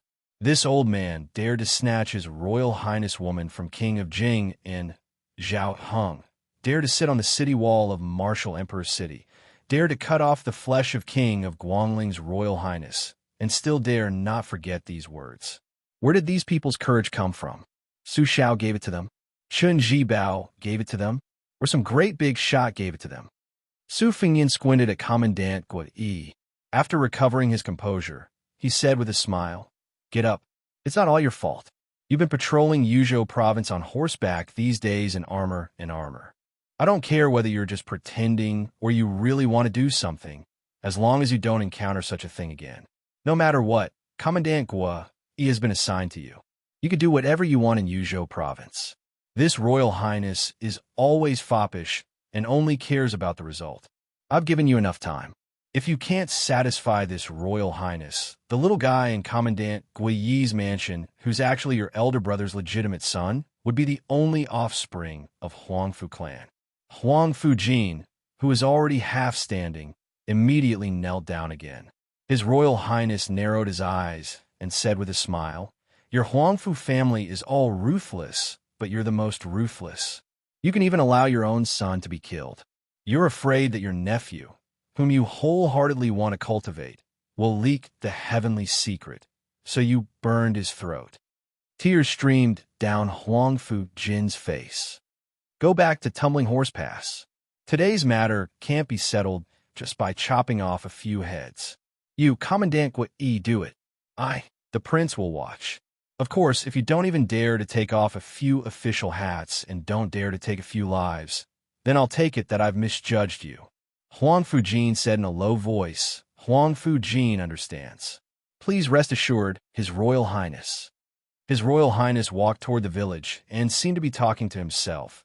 The child in Commandant Guo Yi's manor is now called Huang Fuqingping.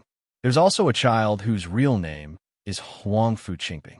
A few days ago, he became a page at Wudong Garden. He's not like his vicious father. His personality is simple and honest, and he's very diligent. I like him very much. Huang Fujin kowtowed heavily. At this moment, such a ruthless person who had experienced honor and disgrace sobbed from the bottom of his heart. Huang Fujin is willing to die for His Royal Highness. Chapter 381.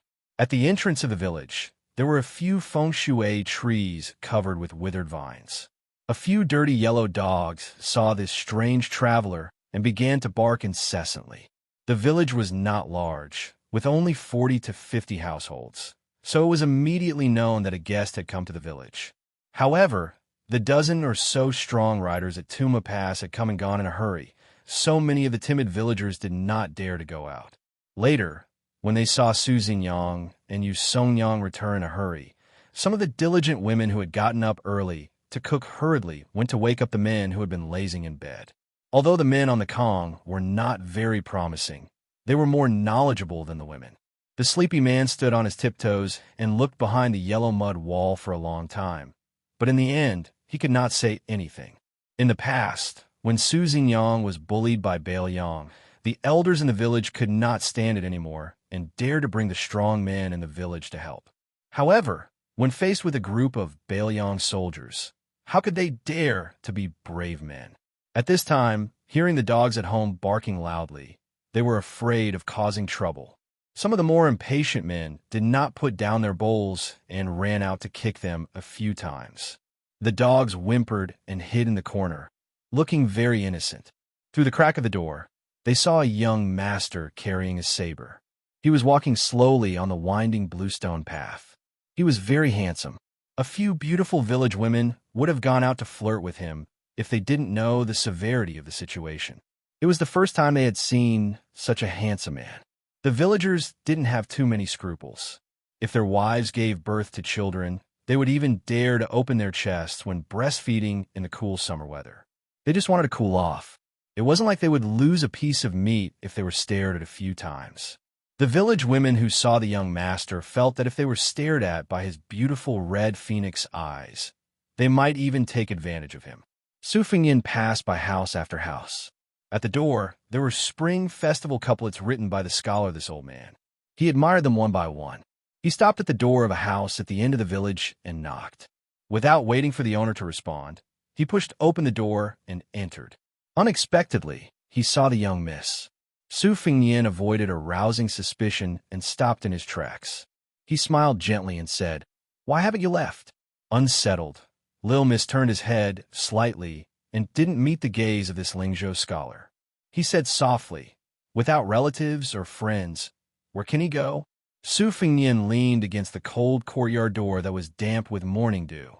He smiled and said, "I came here to try my luck, thinking that you shouldn't leave too quickly so that you can tell sister-in-law that today's matter has really been resolved. The general that came later is from Lingzhou. Although we can't be considered family friends, he still has to give face to the Buddha.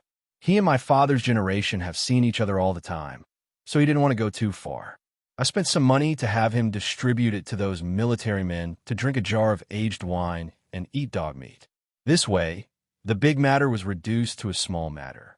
This way, everyone's face is not that bad. How should I put it? It's just like the old saying, the king of hell is easy to see, but the little devils are hard to deal with.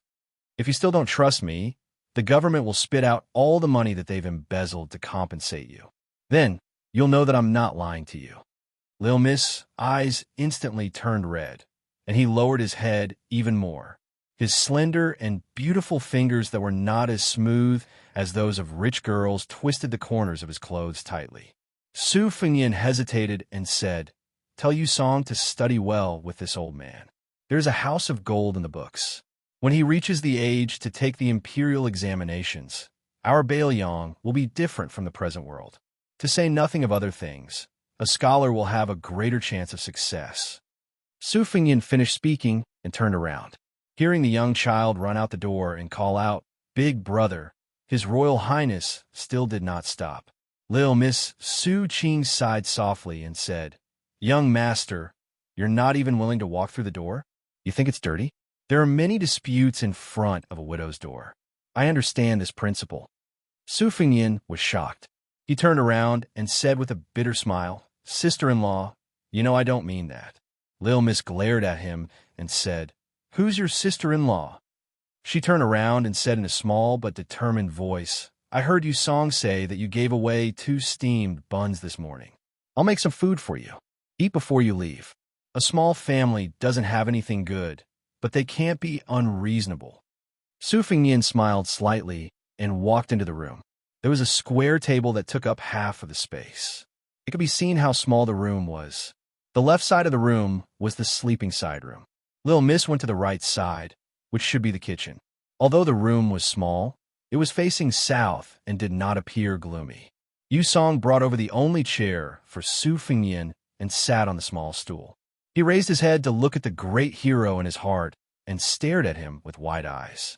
Lil Miss was skilled at cooking and quickly made a bowl of white rice porridge that could hold 5 or 6 bowls for Su Fengyin, a pair of bowls and chopsticks, and a dish of vinegar cabbage to go with the porridge.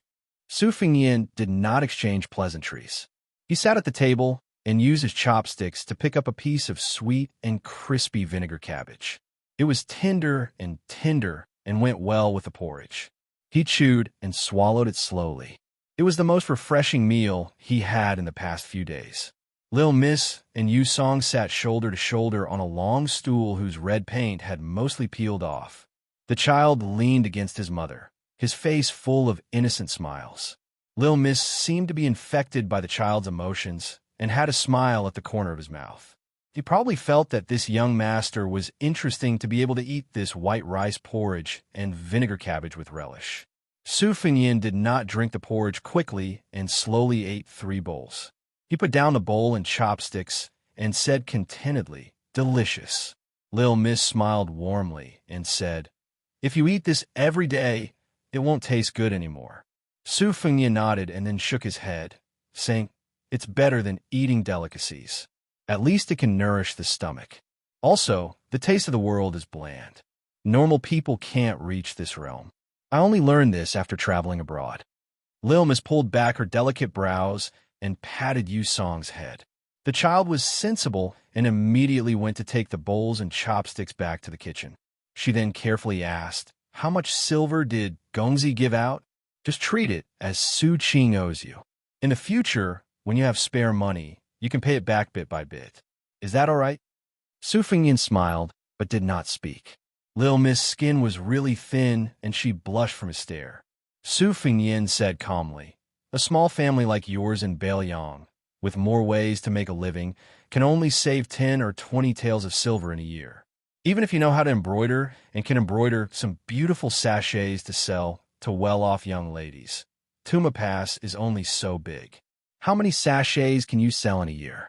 If you spend a large amount of money to buy fine satin from a silk shop, but you can't sell the sachets and keep them in your hands, even if there's only one, you won't lose a lot of money. Even if business is good, you have to work on the crops during the day. This delicate embroidery work can only be left to the night. You can light an oil lamp and slowly work on it. When you're tired, you can accidentally fall asleep. When you wake up and find that the oil lamp is wasted, won't your heart ache? Won't you use the embroidery needle to stab yourself a few times? Even if you take 10,000 steps back and add on the compensation, you can only pay me 30 or so taels of silver a year. How many years will you have to pay?" Logically speaking, an official higher than Vice Captain Zhichong at Tuma Pass, 100 or 200 taels of silver wouldn't even be enough to fill the gaps between his teeth. How can he enter the eyes of this kind of official? So this topic, you shouldn't have brought it up at all. In any case, I don't lack this bit of money. Just treat it as me doing a good deed for once. Isn't that good? Lil Miss raised his head. Biting his lips, his eyes clear, he said, "You have to pay it back." Su Fengyin smiled and said, "You have to pay it back? All right, 500 taels of silver as a base." Also, in this official circle, people aren't willing to accept just because you give them money. Compared to the favor you got from that general, how do you calculate it? Is it worth 1,000 taels? If I give you 1,500 taels, you can slowly pay it back in 50 years? Lil Miss said calmly, "In the future, I'll have Yu Song pay it back." Su Fengyin didn't know whether to laugh or cry. Had Su Xinyan's stubbornness been brought from her mother's womb? Lil Miss suddenly said in a light voice, "I actually know that young master isn't rich. I can't let young master be a sucker for this. I won't feel good." Su Fengyin said in surprise, "What do you mean?" Lil Miss' face was red as he said weakly. When young master took the bowl and chopsticks, Su Qing saw that young master's palms and fingers were full of calluses. Su Fengyin stilled his smile strange. Chapter 382. Su Fengyin walked out of the village and glanced back. He recalled that his masterly Yishan had mentioned the various states of the marketplace in the Sword's Resolve chapter, which roughly meant that he saw a few sparks while traveling in his humble home. After thinking about it carefully, he realized that it was the weaver using the lamp to embroider. Thinking of this, His Royal Highness smiled. When he was young, he would often spend several hundred taels of silver to buy poems, but what he bought were all sentimental poems. Looking back now, it was still Li Yishan's poems, which were similar to the congee and vinegar cabbage in Su Qing's house, that warmed his stomach. Seeing that there was no one around, His Royal Highness's qi suddenly surged. Like a flying swan stepping on snow, he swept toward Tuma Pass. Of course, Huang Fujin had true talent and knowledge. The key was that he was ruthless enough. After all, his family was ruined, and he could disown his own family. Only then did he have the qualifications to be a chess piece to break the game. But what really moved His Highness the Crown Prince was Huang Fujin's trick of swapping his son's body. He probably knew that his son's personality was simple and honest and would not be able to support the future of the Huangfu family. Or perhaps he felt guilty towards his elder brother, so he decisively chose to let his only son die in place of his nephew, Huang Fuqingfeng. Such a ruthless and chilling Jianghu tyrant would be like a fish in water, even if he entered the big dive vat of officialdom. If it was too big, for example, General Huaihua, who held the Tiger Tally and commanded half of the military power in Yuzhou, it would probably cause a fierce backlash from the military of Yuzhou. If it was too small, for example, General Huaihua, who held the Tiger Tally and commanded half of the military power in Yuzhou, it would probably cause a fierce backlash from the military of Yuzhou. If it was too small, for example, General Huaihua, who held the Tiger Tally and commanded half of the military power in Yuzhou, he would be ostracized and isolated. No one would be willing to listen to him, even if his mouth was full of blisters. Therefore, the Crown Prince of the Northern Liang Prince's mansion weighed the pros and cons and threw out a Captain Gui. As for Yuzhou province, each position would be scrambled for fiercely. However, for the father and son of Lord King of Northern Liang, who always looked on coldly, it was not as simple as an honest official taking a position and a corrupt official getting out of here.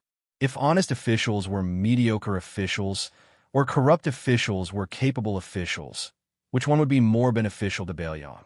For example, in the Tuma Pass incident this time, Su Fengnian, as His Royal Highness, appreciated the means of Zhou Ziru and his son more than Han Tao, who saved the Fish Dragon gang. But in this case, should he let the former stay? If this Vice Captain Zhicheng had an inextricable relationship with the one surnamed Chun, which would be beneficial to Tuma Pass, but would be a hidden danger to Bailiang's Su family, how should they deal with it? Everything would affect the situation as a whole. Everyone had their own background and connections. The whole Bailiang was entangled in a mess. How could Su Fengnian clean it up with just a few moves? Saint Zhang Fuzi was famous for saying that governing a country was like cooking a small fish. For those in power, it was just a beautiful and easy thing to say. Su Fengnian approached Tuma Pass and slowed down. When he arrived at the inn, he knew that the Fish Dragon gang had already gone to the pass. He hurriedly trotted over.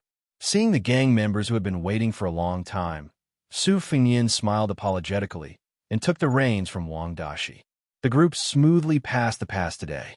What made the Fish Dragon gang unhappy was that not only Zhou Ziru, who had led troops to kill people last night, but also Vice Captain Zhicheng, Zhou Xian, had come to see them off personally.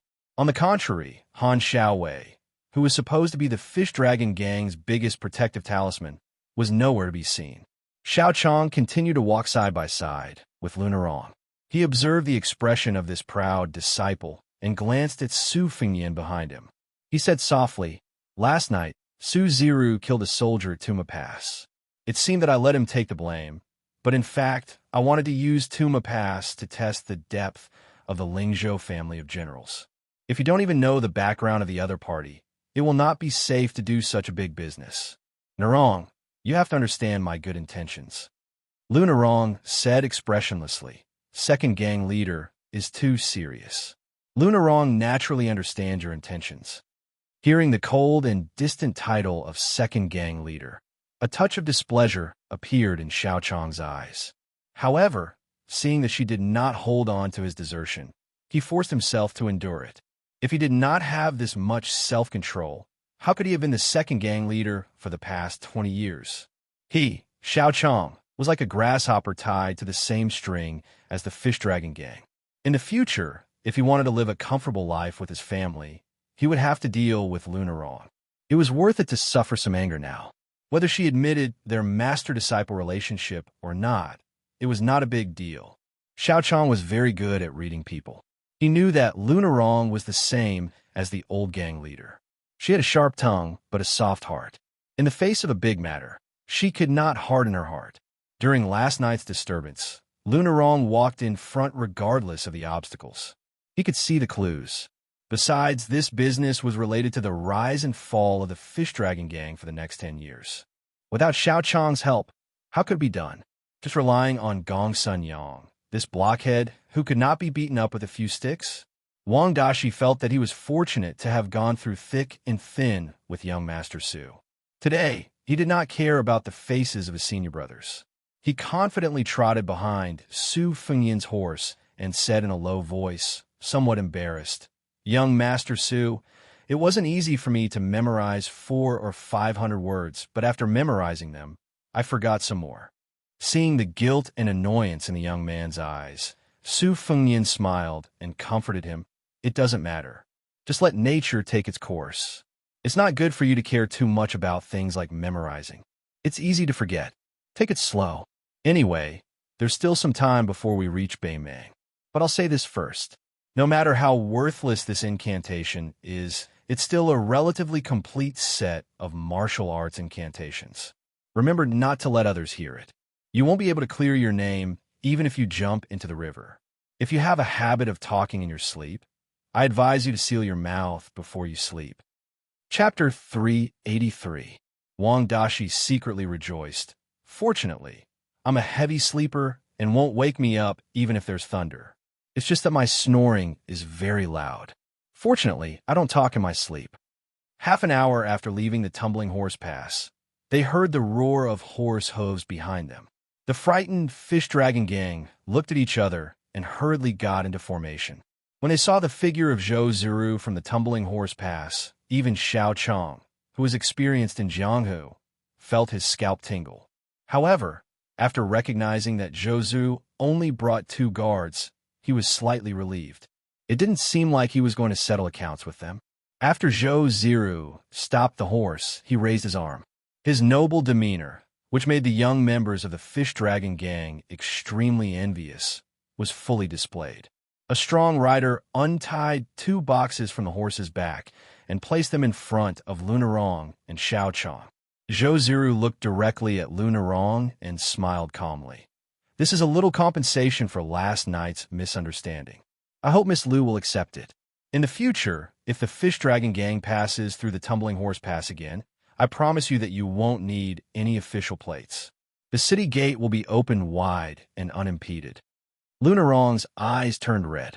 She clenched the reins with both hands, but in the end, she forced a smile and said slowly, word by word, "On behalf of the Fish Dragon Gang, Lunarong thanks Child Zhou for forgiving us." Zhou Ziru sniffled and the corners of his mouth curled up into a smile. Then, he slowly turned around and left. Lunarong looked at the gang members who only had fear in their eyes. Her eyes dimmed, and she said in a low voice, "Take the boxes and continue on our way." It was said that the grudges of Jianghu were in Jianghu. However, things were unpredictable. Once they were involved with the government, how many Jianghu sects could not lower their heads? Especially when the king of Beiliang established a bloody rule in Jianghu after he stepped into the Jianghu. Nowadays, other than sects with high status, such as Mount Longhu, the Wu family, the Sword Tomb, and the Dongyue Sword Pool, the rest of the sects, big and small, were all recorded in the household register. Their lives could not be considered comfortable. Decades ago, the unrestrained heroism of "you're an official, so I'm too lazy to pay attention to you. If you talk nonsense, I'll just chop you up and run away" had long vanished. Their romantic aspirations were always blown away by the wind and rain. Their heroic spirit was also trampled flat by the hooves of armored horses. Even the top 10 magnates were messed up by the Beiliang cavalry. Jianghu that was full of infighting was nothing. Wang Dashi asked softly, "Young Master Su, what are the northern barbarians? Do they have eyes like copper bells and hands are like palm leaf fans?" "They are all 8 or 9 feet tall and strong as an ox." Su Fengyan shook his head and said with a smile, "That's all there is to it. They won't have an extra arm or a leg. In half a year, you'll see the streets full of northern barbarians. You'll know that the girls there are just as delicate and soft. It's a pity you don't have any spare money on you. Otherwise, you can go to the brothel in the city and find a girl to have a taste." You can count it as another battlefield for our Liang dynasty. Wang Dashi blushed. His face was still young and unweathered. He stammered. Unfortunately, Lunarong had rushed over to talk business with Su Fengyan. Hearing this, she angrily slapped her horse and turned around to leave. There was no official road to speak of anymore. It was just a road created by the merchants of two dynasties. But it was still flat and wide enough to allow two horses to gallop side by side. At noon, the Fish Dragon gang found a high lush slope and stopped to rest. It was common sense for a large group to stop at a high altitude when traveling. Otherwise, on the border of the northern Liang and the northern Mang, where horse bandits wreak havoc, there would be countless casualties if dozens of bandits charged at them from a high altitude. As for small groups, if they didn't have great abilities, it would be meaningless even if they stood at the top of the mountain. They would still be robbed and killed. Su Fengyan was still a loner. After the Fish Dragon gang suffered a bloody loss at Tuma Pass, they hated this culprit of Bei Meng even more. Lunarong and Xiao Chong, who knew a little about the inside story, certainly didn't have a good impression of him. Su Fengyan was also happy that no one disturbed him. He ate a crumpled dry biscuit and squatted on the edge of the slope to look into the distance. His eyes were full of desolation. He murmured, "The young don't go to Jiangnan, the old don't go to Liangmang." Wang Dashi came to Su Fengyan and squatted down beside him. He asked curiously, "Young Master Su, I've never been to school. What do you mean by that?" Su Fengyan explained with a smile, "This is from a romance novel, The First Snow. It says that the scenery in Jiangnan is good, and the land of gentleness is a hero's grave. Young men's hearts are not firm, and they have seen the beautiful scenery early on. It is very difficult for them to have the ambition to achieve great things. The border of Liangmang is dilapidated and bleak. Old people are easily sentimental about the world, and their hearts are filled with sorrow. When a hero is past his prime, he will be sad and hurt his lungs." Wang Dashi made an O sound and scratched his head. He said, "Now that young Master Su said it like that, I kind of understand." Su Fengyan joked, "Miss Lu must have fallen in love with The First Snow. If you have the chance, go to the restaurant and listen to the gentleman in the book. You will have a little understanding of a woman's heart." Wang Dashi almost choked on the meat biscuit that he was about to swallow. He coughed and said with an embarrassed expression, "I can't drink wine." Su Fengyan smiled and took a sip of water from his water bag to moisten his throat. He did not tease this young man who might not have the chance to go to Jiangnan in his lifetime. Wang Dashi always felt inferior in front of this young Master Su, so he did not stay for long. After a moment of silence, he tactfully left. Su Fengyan put away the biscuits and water bag. He turned his head and saw that the Fish Dragon gang was still resting and chatting. He did not move, but a pocket-sized dagger flew out from his sleeve. He pierced his finger with the dagger and dripped a drop of blood onto the blade. If it was an ordinary dagger, the drop of blood would have slid down. However, this 2-inch-long dark green dagger was like a living creature that absorbed the blood into the blade. Dong Tai had 12 flying swords, and this one was the green plum blossom. Su Fengyan dripped 3 drops of blood onto the dagger before putting it away. Nurturing a sword. If he wanted to ride a sword and kill people one day, he would have to at least not slack off for 1,000 days. Chapter 384. Su Fengyan grabbed a handful of yellow sand and raised his head to look at Bei Meng.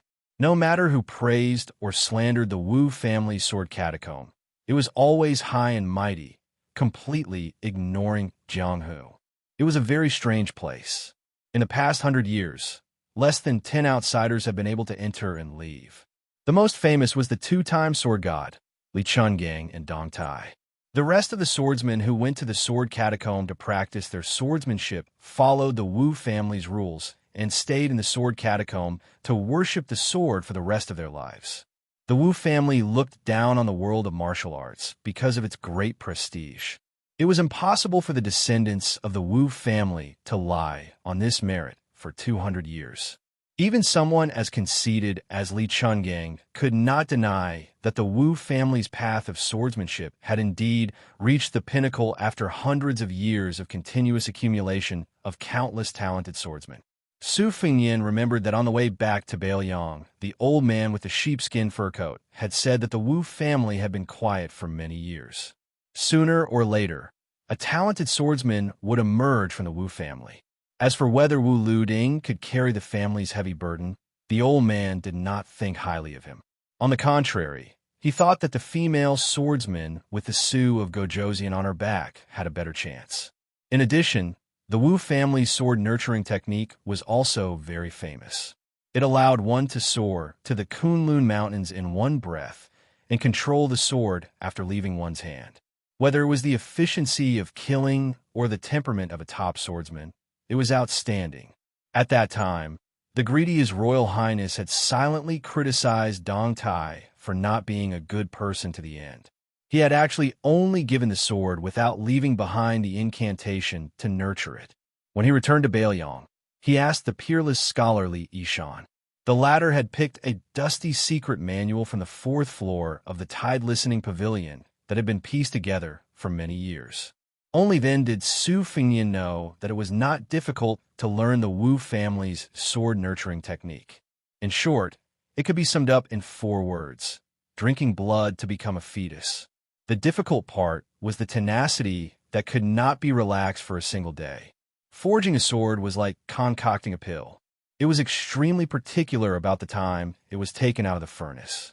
However, once the pill was taken out of the furnace, it could be consumed.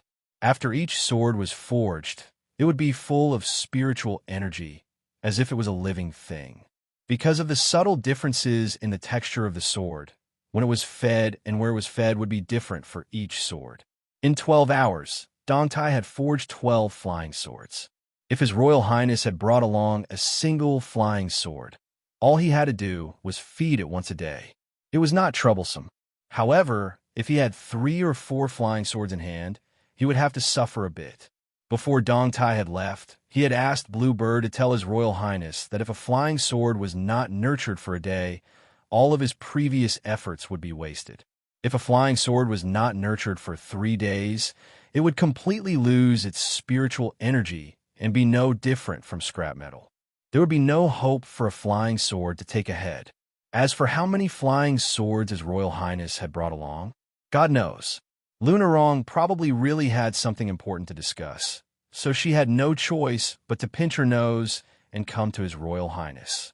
Looking down at the back of the man with the saber, she said in a cold tone, "In the future, if the Fish Dragon Gang encountered a problem that could not be solved and caused serious losses to your goods, would you help?"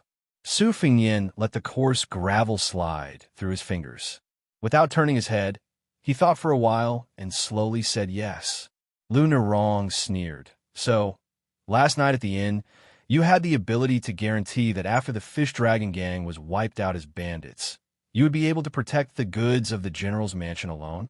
Su Fingyin shook his head. "I didn't say that." Lunarong said in a fit of anger. "After the goods and the money are cleared, the Fish Dragon Gang will never have anything to do with the general's mansion again." Su Fingyin turned his head and looked up at the beautiful woman with a pair of seductive long legs. He said with a smile, "Whether you have a knot in your heart or not, I want to tell you that you actually did a good job that night. If the Fish Dragon Gang has a gang leader like you in the future, it will be better than having 3 or 4 deputy gang leaders like Xianxia. However, what I admire most about you is not that you took the lead and fought with the warriors of the Tumbling Horse Pass, but that after you recognized Xianxia's face, you continued to feign civility. Well, after you recognized me, you were still willing to come closer and say a few words to me, a cold-hearted rascal. Although the words were not pleasant to hear, I guess that before you left Lingzhou, you definitely would not have done that. You had already made up your mind to not have any contact with us, right? I'm afraid this is the reason why gang leader Lu took over this business. But as for me, it can be said that I left the Jianghu a few years earlier than you. I have seen many unattainable immortals fight, and for a long time, I've been scratching my heart and liver every day for a few coins. I want to say a few words to you. If you really want the Fish Dragon Gang to grow, you have to be like this copper coin, round on the outside and square on the inside." As expected, Su Fingyin did a very narcissistic action. He took out a copper coin from his money pouch and threw it to Lunarong. Unfortunately, the embarrassing thing was that Lunarong did not move an inch and let the copper coin fall to the ground. Su Fengyin muttered, "What a prodigal woman." He stretched and picked up the copper coin from the ground. After wiping it clean, he put it back into his money bag. Lunarong did not seem to expect that this guy, surnamed Su, would take back the copper coin. Seeing that he looked like a miser and did not even try to hide it, she did not know whether to mock or hate him for a while. But in her heart, she did not hate this high-ranking lackey who had been indifferent to the Fish Dragon gang as much as before. She knew that this guy was still able to say a few words and had some human feelings.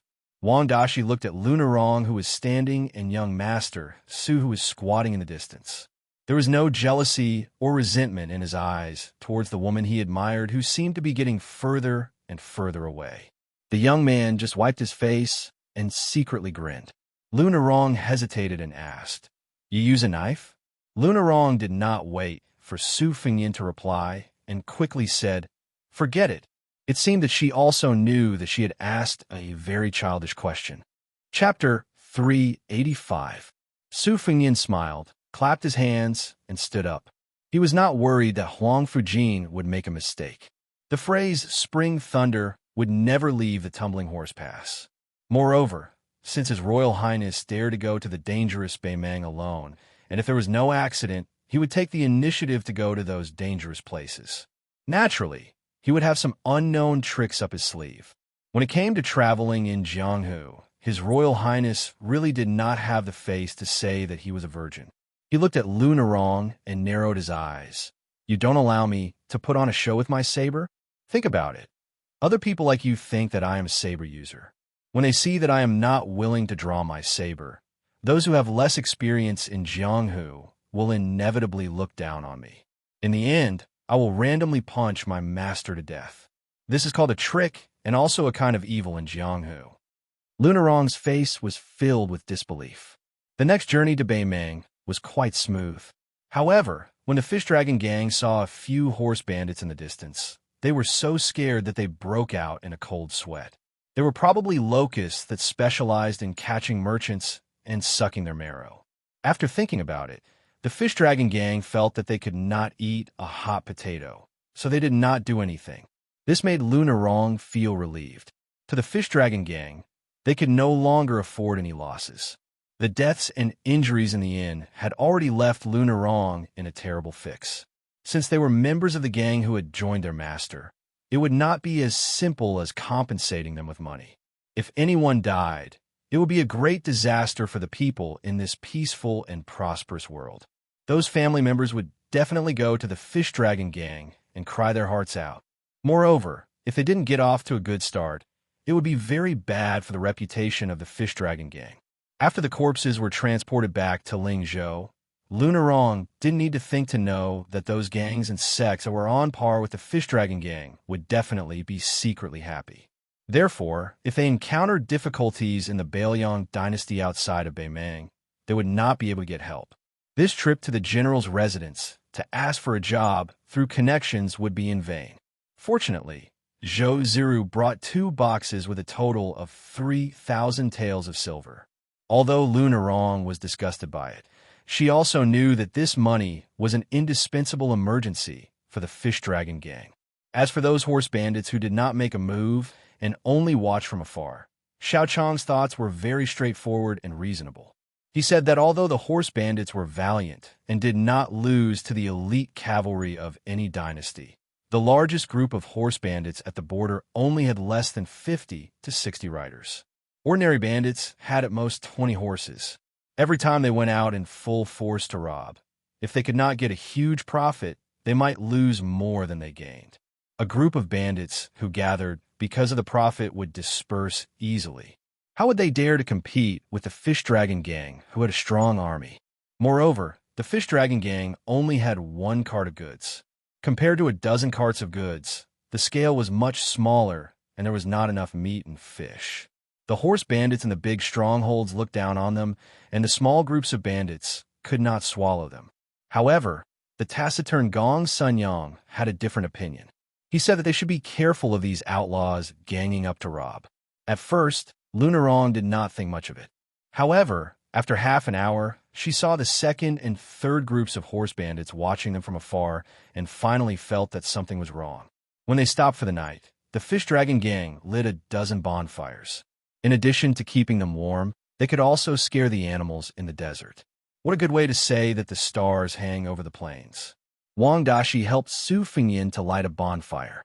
Sitting together, the clumsy bird flies first. The most important thing is the word diligence. The youth had finally managed to memorize the 600-word fist technique formula by rote. A few days ago, Su Fengyin even took the time to go to a secluded place to demonstrate the fist technique several times to Wang Dashi. Now that the Wudong Mountains leader was no longer around, this set of fist techniques quickly evolved into two types, the old and the new. The old one had 108 styles and was full of flavor, but was relatively complicated and obscure. Even the old Taoist who first practiced with the young leader on the square of the Taishu Temple may not be able to fully grasp the essence. Therefore, a new Taoist, namely Yu Fu of Wudong Mountain, who was really talented, was able to concisely practice 64 styles, which was called the new stance. Unfortunately, what Su Fengyin demonstrated was the earliest old stance. Wang Dashi already had a hard time memorizing the formula, let alone practicing the new stance. Fortunately, Su Fengyin did not dislike this half-baked disciple of his and taught him very patiently. Seeing that Wang Dashi was always feeling guilty and vexed, he smiled and said to the youth that Kung Fu was the work of dripping water to penetrate stone.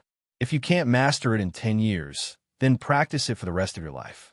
Only then did the youth relax. Su Fengyin and Wang Dashi exchanged blows back and forth. The cowardly coward once caught a sparrow with one hand, but the sparrow's claws were weak, so it was unable to fly in his palm. After Su Fengyin finished teaching, he drank a mouthful of water and added a few dry branches to the fire. He caught a glimpse of the youth staring at the distant Lunarong. Su Fengyin suddenly thought of the flying sword in his sleeve, green plum blossom. Love, the heart's green plum blossom. Even when old, he still remembers his youth. An innocent novel, an unhindered online game. Fire Beacon expresses its absolute support for the first novel online game, Immortal and Devil Transformation.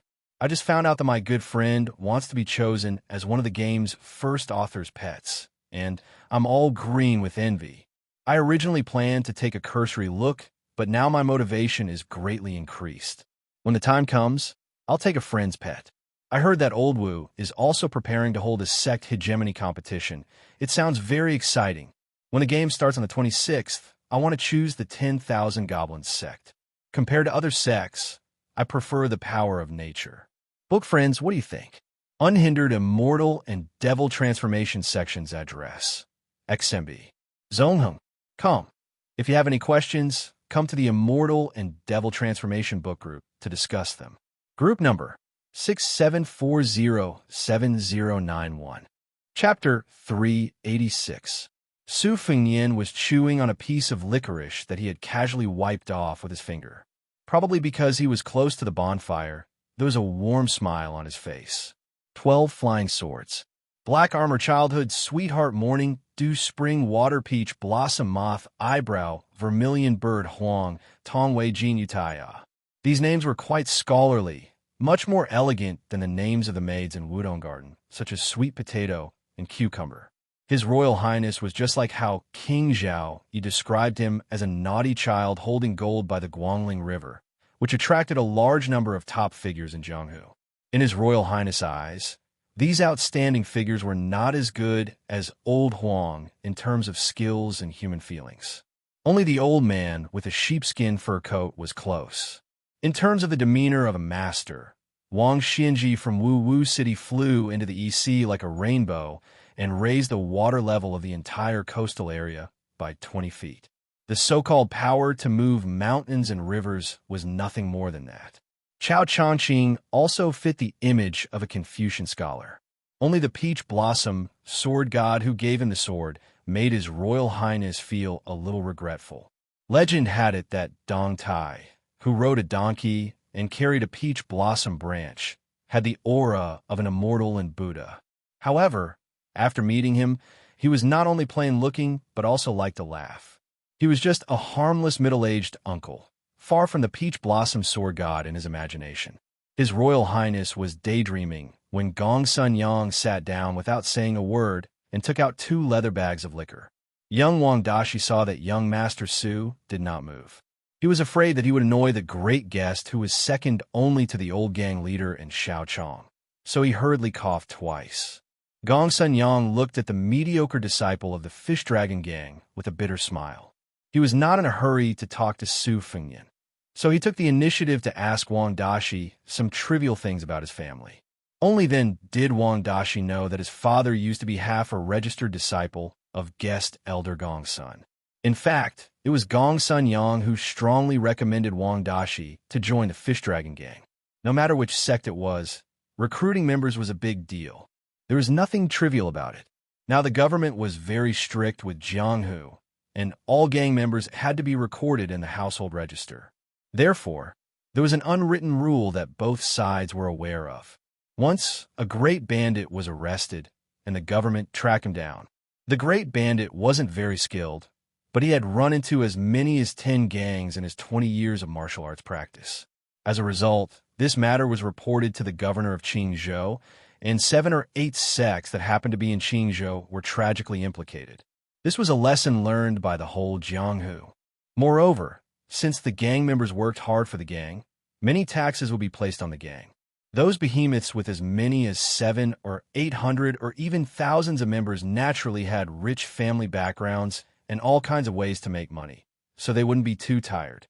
However, small sects like the Fish Dragon gang were struggling to make a living, so the expenses were like a rope around their necks. Perhaps one day, they would be choked to death and be done with it. However, Gong Sun Yang had never mentioned that Wang Dashi was able to join the Fish Dragons and live a stable life without worrying about food and clothing. When Wang Dashi first joined the gang, he was not qualified to receive 1.5 strings of copper coins every month. In fact, the copper coins that were equivalent to 80 to 90% of silver coins came from Gong Sun Yang's own money bag. It was not until Wang Dashi grew up that Gong Sun Yang quietly stopped subsidizing him. Xiaochang said that Gong Sun Yang was a taciturn gourd, and it was not wrong. Su Fengyan saw that Gong Sun Yang had brought 2 wine bags, so he smiled and asked for one. He took it and smelled it. Hey, it's really the green ants of Baoyang that are suitable for both the rich and the poor. He was in a good mood. He raised his head and drank a mouthful. Squinting his eyes, he asked with a smile, "Mr. Gong Sun, did the second gang leader go to a secluded place to practice swordsmanship again?" Gong Sun Yang's voice was hoarse. It was unknown whether it was because he had been blown by the wind when he was young or because he was drunk. He waved his hand and said, "I'm just a crude martial artist who relies on my strength to make a living. I don't deserve to be called Mr. Gong Sun. Although I don't practice swordsmanship, I know that hard work can make up for one's lack of talent. Mr. Zhao's swordsmanship has improved over the years because of his perseverance." Su Fengyan lifted the cowhide wine bag and said with a smile, "One doesn't visit a temple without a reason. Senior Gong Sun, if you have something to say, just say it." Gong Sun Yang hesitated and said with a bitter smile, "Fortunately, young master didn't say that I'm unaccountably solicitous. You've given me enough face." Su Fengyan was a little surprised. He didn't expect this guest to have a sense of humor. His Royal Highness liked people who dare to make fun of themselves, but he didn't like people who put on airs because they were half-baked. Su Fengyan drank another mouthful of wine and silently waited for Gong Sun Yang to continue. When Wang Dashi saw this, he wondered if he should get out of here. His boat was only half a foot off the ground when he was stopped by Gong Sun Yang. "Dashi, there's no harm in listening." Gong Sun Yang sat down cross-legged and placed his wineskin on his lap. He went straight to the point and said, "To tell you the truth, Gong Sun Yang has been secretly observing young Master Su's skill, the distance between his steps, the way he gets on and off the horse, and the way he breathes while riding. I've paid close attention to all of this. It wouldn't be strange if I could see through it, but young Master's chi is restrained, so Gong Sun Yang couldn't sense anything. At first, I thought that young Master was just an ordinary martial artist who had learned some military techniques from the general's manor to train his body.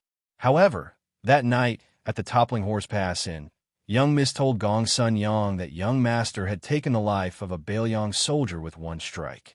This really gave Gong Sun Yang a fright. Although young Mrs. Swordsmanship hadn't been tempered by life and death battles, she had reached a higher level in swordsmanship. After using the leaving hand sword and the Liu family's unique cannon hammer technique, the master cupped his hands 3 times and still claimed that he couldn't beat the assassin named Zhao Yingchuan. Regardless of whether young master took advantage of the sneak attack or not, it really wasn't easy to kill him with one strike. Before Zhao Yingchuan's body was taken away, I secretly flipped his back and saw the shape of his spine after it was crushed. Even if Gong Sun Yang was at the peak of his youth, he wouldn't have been able to do so. It isn't that Gong Sun Yang is boasting, but even if I face a 3rd-rank martial artist, if I don't use the oxhorn bow, I will still be covered in dirt and grime. However, I walk the path of an external martial art that depends on age. People fear the young, and fists fear the strong. In the past, I have barely touched the threshold of the 2nd-rank strength. Wang Dashi was shocked. 2nd class. For the people at the bottom of the Jianghu, this was already a master who had reached the heavens. Even old gang leader Liu, who built the foundation of the Fish Dragon Gang with his own hands and cultivated both internal and external martial arts, was only close to 3rd-class strength. However, in Lingzhou, he was already able to intimidate the heroes. The pillars of the top sect in Lingzhou were only 3rd-class strength, and without exception, they all had no hope of reaching 2nd class in their lives. However, this 40-something-year-old guest whose feet were poisoned and could even walk with a slight limp actually claimed to be a 2nd-class master? Wang Dashi didn't dare to doubt it, but his heart was in turmoil. When he looked at Gong Sun Yang again, he was not just in awe of his guest status. For the people of the Jianghu, 4th class was the first threshold, and 2nd class was the 2nd. It was even more difficult to surpass it. How much luck did a martial artist have to be able to jump through the Dragon Gate twice? Only after reaching 4th class and close to 3rd class could one be considered a master. This was common knowledge in the Jianghu. Poor Wang Dashi didn't even hope to reach 4th class in his life. Chapter 387. The sages had written thousands of moral essays, all of which were earnestly persuading the people to be good. They had worn out their mouths, and with the addition of thousands of words written by their pen, their arms were sore from writing, and countless bamboo slips were used, but they were still not as useful as the Zhuxin dialect slang. What people do not look out for themselves, and what people die for wealth and birds die for food. Just listen to it. It was easy to recite, and it was not nonsense. No wonder everyone believed it. In this depression surrounded by slopes on 3 sides, there were 5 or 6 men with different appearances and attire. There was not a single bonfire lit. In the middle of the night, in the wilderness, there were no women around. It was easy to imagine what they were plotting.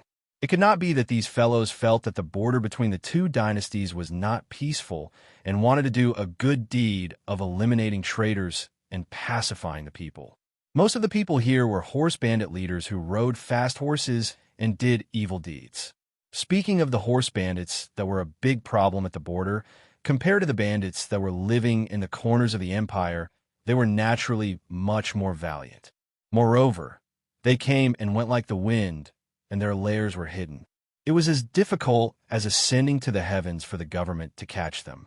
The combat ability and cunning of the horses were not something that the ordinary bandits in the Jianghu could compare to. The 4 horse bandit leaders in front of them were not the rough men in the hearts of the common people. One of them was a man in his 30s. He was fair, handsome, and gentle. He wore an elegant green robe. His thumb and index finger were rubbing a jade pendant that was carved from mutton fat jade. He smiled but did not say anything. There was a stout fatty sitting beside him, but his skin was dark, making him look comical. Beside his buttocks were a Xianxia broad axe and a golden sparrow mountain splitting axe. He did not speak, but the smile on his face made people feel that he was charmingly naive. The other 2 were worthy of being bandits. Not to mention their sturdy bodies, just their arms, which were as thick as a woman's thigh, were enough to make their muscles bulge. One of them, a middle-aged bandit with a scar on half his face, knocked on the golden scabbard on his leg with his fist and said casually, "Chief Xiao, although it was Song Jiao who introduced us to this matter today, we are all brothers. As for how to divide the goods, we have to be clear about it first. Otherwise, after this matter is settled, if there is an imbalance in the distribution of the spoils, we brothers will fight before we can even get our hands on the silver. It's not worth it." Sitting opposite the bandit leader was the second gang leader of the Fish Dragon gang, Xiaochang. Xiaochang heard the man's explicit words, and his face was covered in saliva. He could clearly smell the man's fishy breath. However, Xiaochang only frowned slightly. After secretly exchanging glances with the handsome and scholarly bandit, he nodded with a smile and said, "Boss Wei speaks frankly. It is indeed reasonable. This carriage of goods came from the residence of the former weapons supervisor in Lingzhou. They have connections in Lingzhou and can raise the price to 35,000 taels of silver. However, if we sell the goods, I estimate that we will only get a little more than 20,000 taels of silver. Together with the 3,000 taels of silver sent by the son of Vice Captain Zhicheng at Tuma Pass, we will count it as 25,000 taels of silver. The 5 of you here will each get 5,000 taels of silver. What do you think? But let's make it clear first. I can't wait until the day the goods are sold. I have to take the money back to Bailiang first. However, since all of you heroes have brought your brothers out to do business, I don't have the face to be on equal footing with you. Therefore, I will only take 4,000 taels of silver. What do you think?" The 4 bandits discussed and agreed with a smile. Their smiles toward Xiaochang also became more sincere. After all, there were not many people who were willing to take less money. Besides, without Xiaochang as an insider, and with Xiaochang's friend Song Diao acting as the middleman, they would not be able to put together such a big platform with more than 100 people, who did not dream of being able to roam the border alone with 100 horses. Unfortunately, for a team of 100 horses, not to mention that horses were difficult to find, there were many wild horses in the desert. If one was lucky, one could occasionally encounter a herd of hundreds or thousands of horses. However, even if the bandits managed to get some, they would not be able to raise war horses that could fight skillfully. Bandits and bandits had to have good horses before they could be bandits. If one could not train a horse well, one's legs would go weak at the sight of an inferior horse or easily lose control of it. Who the hell would dare to fight with others? Wouldn't that be courting death? Therefore, to the bandits, if anyone knew how to raise and train a horse, they would want to worship them as if they were their ancestors. If one were to go to the horse market to buy a horse, regardless of whether it was in Bailiang or Beimeng, one would have to report to the government. To the bandits, wasn't this equivalent to being tired of living? Did they think that the military officers in the government were not generous enough? As for horse smuggling, it was also very risky. It was also a matter of losing one's head. Otherwise, who would not be able to gather a team of more than 100 people? Moreover, one should not forget that 100 bandits would inevitably bring along their families. This meant that at least 200 mouths would have to eat meat and drink wine every day. Every few days, they would have to King go to the brothel in batches to find soft and tender women to vent their lust. Only then would they not feel resentful. As the head of this family, one would not be able to raise them without some ability. Therefore, in the circle of horse bandits, it was a joke that anyone who could become a leader, regardless of whether it was the phoenix head of a few hundred bandits or the chicken head of a few dozen bandits, could go to Bailiang and Beimeng with their ability to become a general. Song Jiao, who looked like a white-faced scholar, did not speak much. This time, he had brought 34 horses, which was the most out of the 4 of them. Among the hundreds of horse bandits at the border, his strength was only average. However, Song Jiao, his name was very well known. He came from a small noble family in Beimeng. After studying hard for more than 10 years, he finally obtained a scholarly rank with great difficulty. Just as he showed signs of standing out, he was replaced by a fat brother from his family. In a fit of anger, he killed the father and son and kidnapped 2 women, who he should have respectfully called his concubines, as well as some money and valuables, to become a horse bandit. Unexpectedly, he really took root in this barren land that relied on martial prowess to survive. He was meticulous and vicious. A few horse bandits who provoked him were wiped out along with their men, horses, and nests.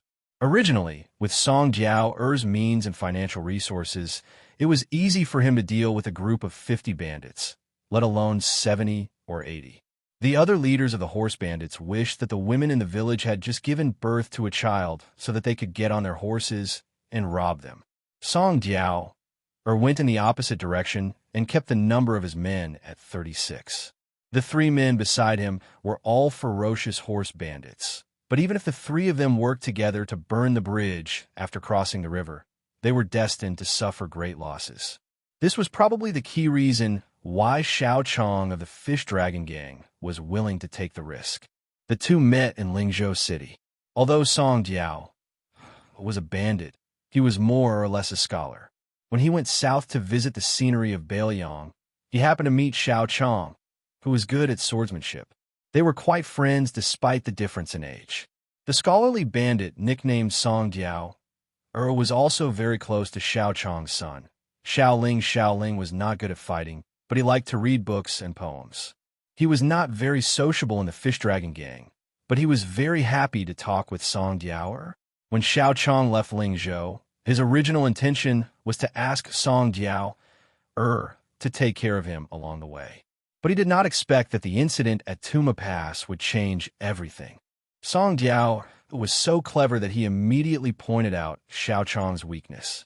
He beat around the bush and said that with Xiaoling's talent, he was more suitable to be the leader of the Fish Dragon Gang. At first, Xiaochang was still in a dilemma and was unwilling to immediately agree to this bloody business that was contrary to the word righteousness. After coming out of seclusion, every day he saw Lunarong's unfamiliar cold face. Xiaochang was angry. A few days ago, he finally saw Song Jiao, who was pretending to be an ordinary bandit, and made a secret signal. Only then did the deputy leader of the Fish Dragon Gang make up his mind. Whether it was Lunarong or a carriage of goods, how could they compare to the bright future of his son, Xiaoling? Moreover, if the Fish Dragon Gang was handed over to Xiaoling, who was quick-witted and had many connections, it would definitely rise up strongly. It could be said that he was worthy of the pedantic old leader who had conquered the country but could not keep it. After all, Jianghu should be handed over to the young people to fight for. Old guys should not occupy the latrine. Lunarong was too soft-hearted, and she was also a woman. What would she do? When she got married in the future, would the whole Fish Dragon Gang become her dowry? Not to mention Xiaochang, the rest of the old guys who had retired in a gold basin would be bitterly disappointed. Xiaochang's mind flashed, and he had mixed feelings. His heart became colder and hardened. He said with a smile, "The Fish Dragon Gang has more than 30 people, except for Lunarong and the guest Gong Sunyang. Their martial arts are not outstanding. Gong Sunyang is good at the rapid arrow technique, which can cause great damage to the cavalry of several leaders. When the time comes, I will definitely take advantage of the chaos to kill Gong Sunyang first." Song Jiao pressed the jade pendant and said softly, "We are not in a hurry to kill them. In the next 2 days, we will first harass them in batches and let the Fish Dragon Gang be tired dealing with them. Later, I will ask Boss Xiao to bring a few tails of knockout powder and see if we can put it in their food. But this matter is just icing on the cake. It will be best if it works, but it doesn't matter if it doesn't. If we have 100 riders to deal with more than 30 people, it will be like a hunt.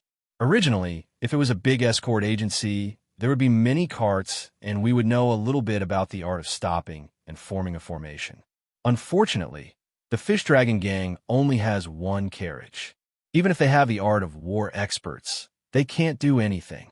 They can only blame it on their bad luck." The other 3 leaders looked at each other, and they all looked a little cold. Song Jiao suddenly smiled and said, "By the way, the Fish Dragon Gang has more than a dozen ready-made familiar horses. I don't want them. Let the 3 leaders distribute them at will. But that Lunarong belongs to me. There is no discussion." The fat black guy who played with the double axes gave a thumbs up and smiled at Song Jiao. "Brother Song, you are indeed educated. You love the country but not the beauty. I admire you." The other 2 big men also smiled playfully. Only a fool would not agree to such a wonderful thing. On the border, having a good horse was 100 times more important than having parents. Chapter 388. Song Diao seemed to be amused. He finally stood up, hung the jade pendant on his waist, and tied the red string into a slipknot. Only then did he raise his head to look at Su Fengyan. Young Master Su, since you dared to attend the meeting alone, it seems that clan leader Xiao has underestimated your strength. God is watching from 3 feet above? They might not believe it, but I do. But trust is trust, and I'm not afraid. What I'm most curious about right now is whether or not you've underestimated our abilities. If you're wrong, your fate might be even worse. Song Diao finished and pointed at Scarface. Everything went without saying. Su Fengyan didn't want to waste his breath on this bunch of people who had already put their lives on the line. He stretched out 2 fingers, leaving only a small gap, and asked with a smile, "If I'm just a hair's breadth away from the first-grade Vajra realm, will you guys escape?" Su Fengyan paused and continued to ask, "Can you escape? This should be a night full of surprises." Xiao Chong and the 4 horse bandits who had risked their lives were amused by these words. Even Song Diao thought that this guy must be crazy. There were only a few first-class experts in the world, and most of them lived in seclusion in the mountains, appearing and disappearing unpredictably. Some sat behind the scenes in seclusion, and very few of them were treated as distinguished guests by various top forces in the imperial court. They were also worshipped like bodhisattvas. How big was the world in Jianghu? Finding a first-rank expert was no different from finding a needle in a haystack. Even Song Diao, and the others were used to seeing great storms and waves. Only Xiao Chong was fortunate enough to have seen the graceful bearing of a Vajra realm expert from afar when he was young. Song Diao was slightly better. She had once seen a renowned second-rank expert in northern Mang's capital city. Indeed, he was only a step away from the Vajra realm. However, that old senior was already 60 years old at that time. It was due to him being vigorous despite his old age that he was able to have such a profound ability. How old was this young man with a saber? How many years had he been in his 20s? As Su Fengyan spoke, he was surrounded by 5 people.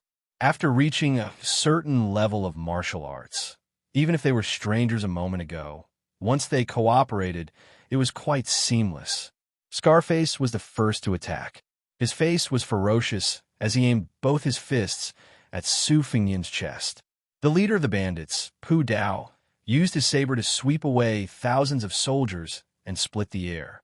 In order to prove his innocence, Xiao Chong also unsheathed his long sword. At any time, he would take out his specialty, the flying sword-whirling swallow. As long as he saw an opening, he would cut off the 4 limbs of this surnamed Su. The scar-faced man's fists were swift and fierce, but he still had some strength left. It was clear that he wanted to use the padao to force this fellow to dodge, and then use his fists to deal a heavy blow. However, when he saw that this fellow was indifferent to the large blade that was sweeping toward his waist, he did not hold back. The chi in his fists exploded, and he used 90% of his strength. The remaining 10% was, of course, because he was afraid that old copper coin would accidentally lose control of the padao's strength and cut him and the kid in half at the waist. The changes in the strength of his fists also brought changes in the power of his fists. However, when the scar-faced bandit saw that the kid did not move at all, he felt somewhat helpless in his heart. He had wasted his good fists. A blind man lighting a lamp was a waste of wax. This kid must be at death's door and still did not see the brilliance of it. The scar-faced bandit's fists were about to touch the kid's chest, and he felt joy in his heart. However, he immediately sensed that something was wrong. Logically speaking, even if the coldness emitted by old copper coin's padao did not become stronger, it should not have faded away. Did this mean that he had withdrawn his blade? The scar-faced bandit instantly made up his mind. No matter how old copper coin calculated, this kid's life would be mostly destroyed by his fists. The pupils of Xiao Chong and Song Diao, who had the highest cultivation, rapidly contracted. This was a kind of sharp intuition that smelled danger. Su Fengyan seemed to casually turn his body to the side. His hands stuck to the scar-faced bandit's arms and pulled him to the right. The scar-faced bandit's feet left the ground and flew forward as if he was staggering. Su Fengyin also moved his body to the side, his footsteps changing rapidly. Then, the scar-faced bandit was unable to fight back as he flew higher and higher into the air. The shocked scar-faced bandit withdrew his fists 5 or 6 times and was barely able to react in time. Su Fengyin bent his left knee and struck upwards with lightning speed. With a bang, the scar-faced bandit's entire chest shattered. Su Fengyin let go of his hand, and the scar-faced bandit was sent flying upwards by the domineering knee strike. Su Fengyin did not stop there. His right hand circled around the bandit's head, causing the bandit, who was at least 70 to 80 Jin, to spin 3 or 4 times in the air. Su Fengyin's body slightly retreated, and he raised his leg high, smashing the poor guy who had only used 2 fists once into the ground. Perhaps because the speed was too fast or the momentum was too great, there was no chance for the bandit to gather his spirit or chi. Or perhaps the knee strike caused the bandit's spirit to scatter along with his chest. In any case, everyone only saw that the bandit, who was known for his valiance on foot, had his 4 limbs raised abnormally after he hit the ground. When his limbs fell limply to the ground, he had completely lost all signs of life. Old Coppercoin's palms were covered in sweat. He clenched his teeth and explained, "It's not that I'm a coward. It's just that this kid is too strange." When I swung my saber, the wound was still a few inches away from his body before I couldn't cut in anymore. Strange? Su Fengyin smiled and stepped on the back of Scarface's head. He increased his strength. Probably because Scarface's skull was harder than the mud, his entire head slowly sank into the ground. Xiaochang's heart jumped when he saw this. Fortunately, the hand holding the sword didn't tremble at all. As a martial artist who had been famous for many years, he knew what it meant to lose before the battle. Song Jiao frowned and said in a deep voice, "Attack together." Li Haida, who was twirling his axes, grinned and said, "Okay." As soon as he said that, he saw the man who was the furthest away from his Royal Highness retreating. Although his body was fat, his escape technique was as light as a goose feather. His lightness skill wasn't bad. Song Jiao wasn't surprised or angry. Instead, a trace of insidious ruthlessness flashed in his eyes. Li Haida retreated quickly, but Su Fengyin chased even faster. When his Royal Highness flashed past Old Coppercoin, the horse bandit who was used to killing people didn't dare to move and let him pass by. Li Haida knew that Su Fengyin knew that he couldn't kill him. Seeing that he couldn't escape, he hardened his heart and suddenly stopped. After landing on the ground, he still slid for a while, leaving 2 marks on the ground. He took the opportunity to accumulate power. When the young devil who killed without blinking arrived in front of him, he crossed his axes and swung them. The momentum was heavy and the force was far stronger than Scarface's fists. He relied on the simple and boring 3 axes to travel the world. Naturally, he had his merits. The young man who carried a saber but didn't use a saber was really arrogant. The 2 axes turned 7 or 8 trajectories in the air in an instant and chopped down violently. He didn't retreat or dodge, but used his arms to meet the axes in a terrifying posture. Li Haida, who was despised to the extreme, shouted angrily, "Go to hell." There was neither the familiar sound of flesh and bones being chopped off, nor the legendary sound of metal and stone colliding. Li Haida knew his pain. Xianxia's axes and Golden Sparrow Mountain's splitting axe seemed to have penetrated into a big ball of cotton. This ball of cotton couldn't be seen, but it really existed. He finally understood why Old Coppercoin said that it was strange and evil. This kid's chi was so abundant that it overflowed to the outside of his body. The so-called chi dynamic was even more precious than the most valuable gold and silver in the eyes of the world. Many martial artists had spent their whole lives practicing chi dynamic, but they had never figured out what it was.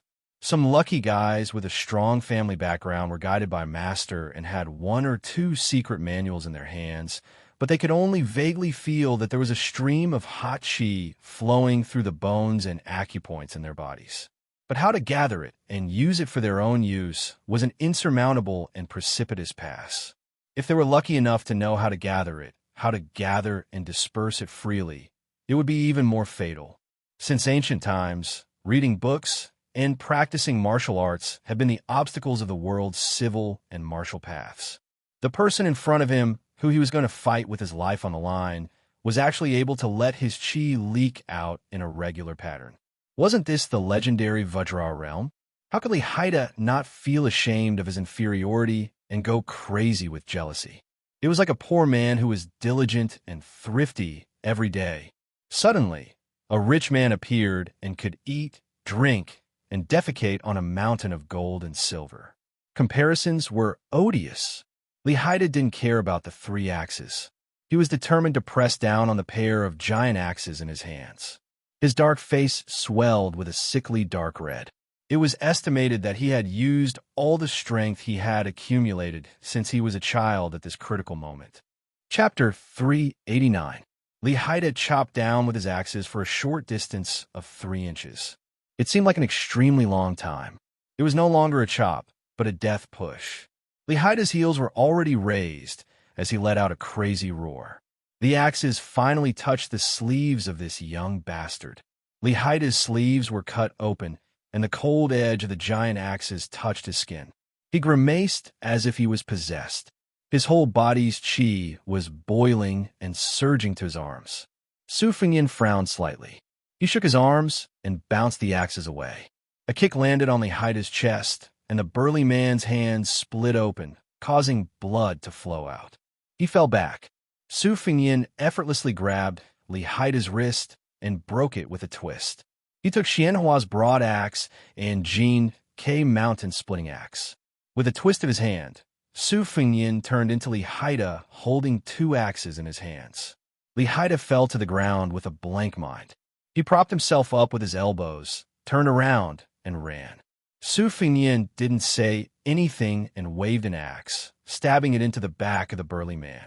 Li Haida pounced forward with the huge force of the axe and stabbed the burly man's head. The corpse fell to the ground. He couldn't be any more dead. Su Fengyin looked down at his arms and mocked himself. In the end, I'm still not at the true Vajra realm. Old Copper Coin's face was pale. Seeing this devil who had killed 2 people in a row walk towards him, he was about to take out the gunpowder tube to send a message. However, after being caught, he quickly retracted it as if it was scalding his hand.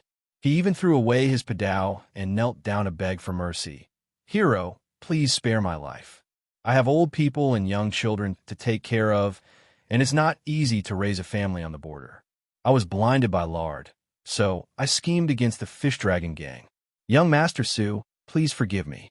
Today's matter was planned by that pretty boy Song Diao, and that grandson Xiaochang.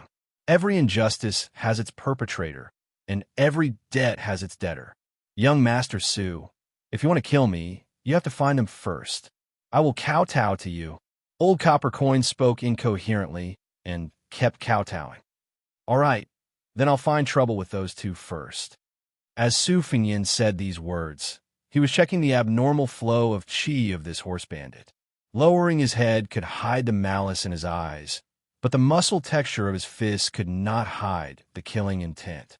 His Royal Highness sneered and kicked the horse bandit's head off his shoulder.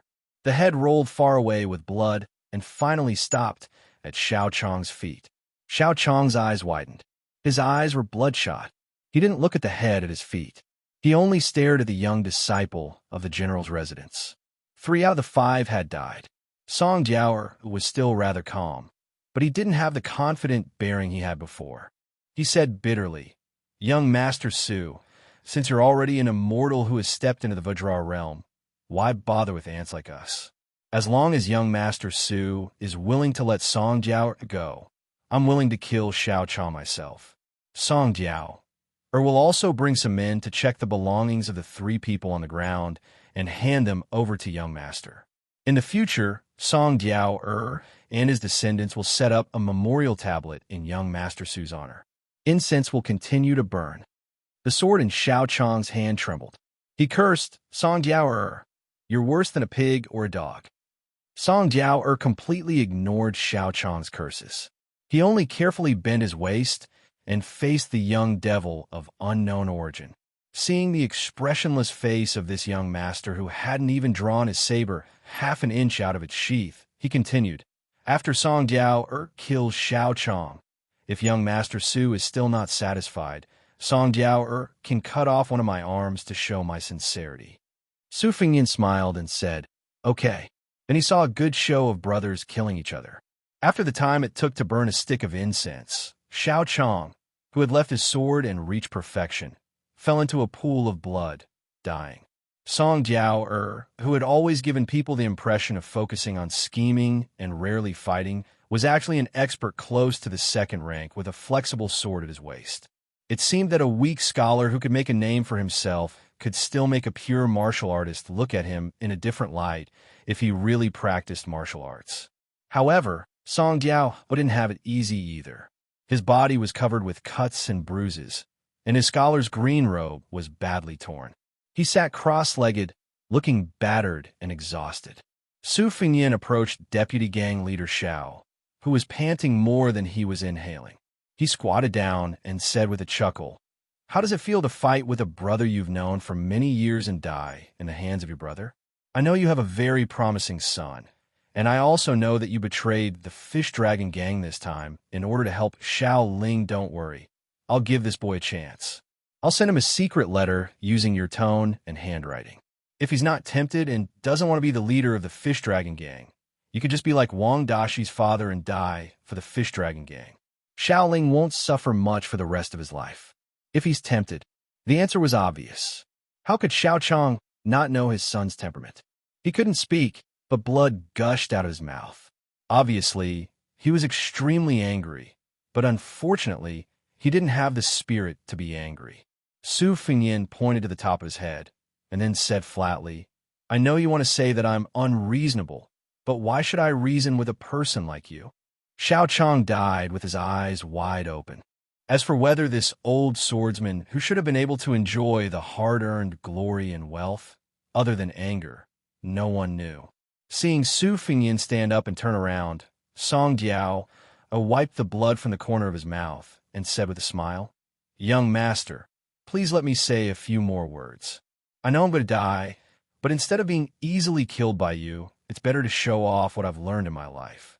Just treat it as showing off my slight skill in front of an expert.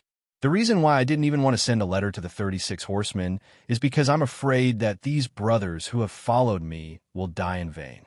Hey, one of the second in command has liked my concubine and daughter-in-law for many years, but because of their brotherhood, he stopped because of his love for her. I'm confident that even if I die here today, he will collect my corpse and won't have any relationship with that woman. On our border, there are no more honest people like him than young Master Su, who is in the Vajra realm. The youngest of my brothers, 16 years old, only taught him about 40 words. It's a pity." Song Jiao chattered for the time it takes to burn a stick of incense. Although he wanted to continue, seeing Su Fengyan's aura change, he obediently closed his eyes and waited for death. After waiting for what seemed like an eternity, Song Jiao opened his eyes and subconsciously looked into the distance. He saw the young master with the saber standing in the same place.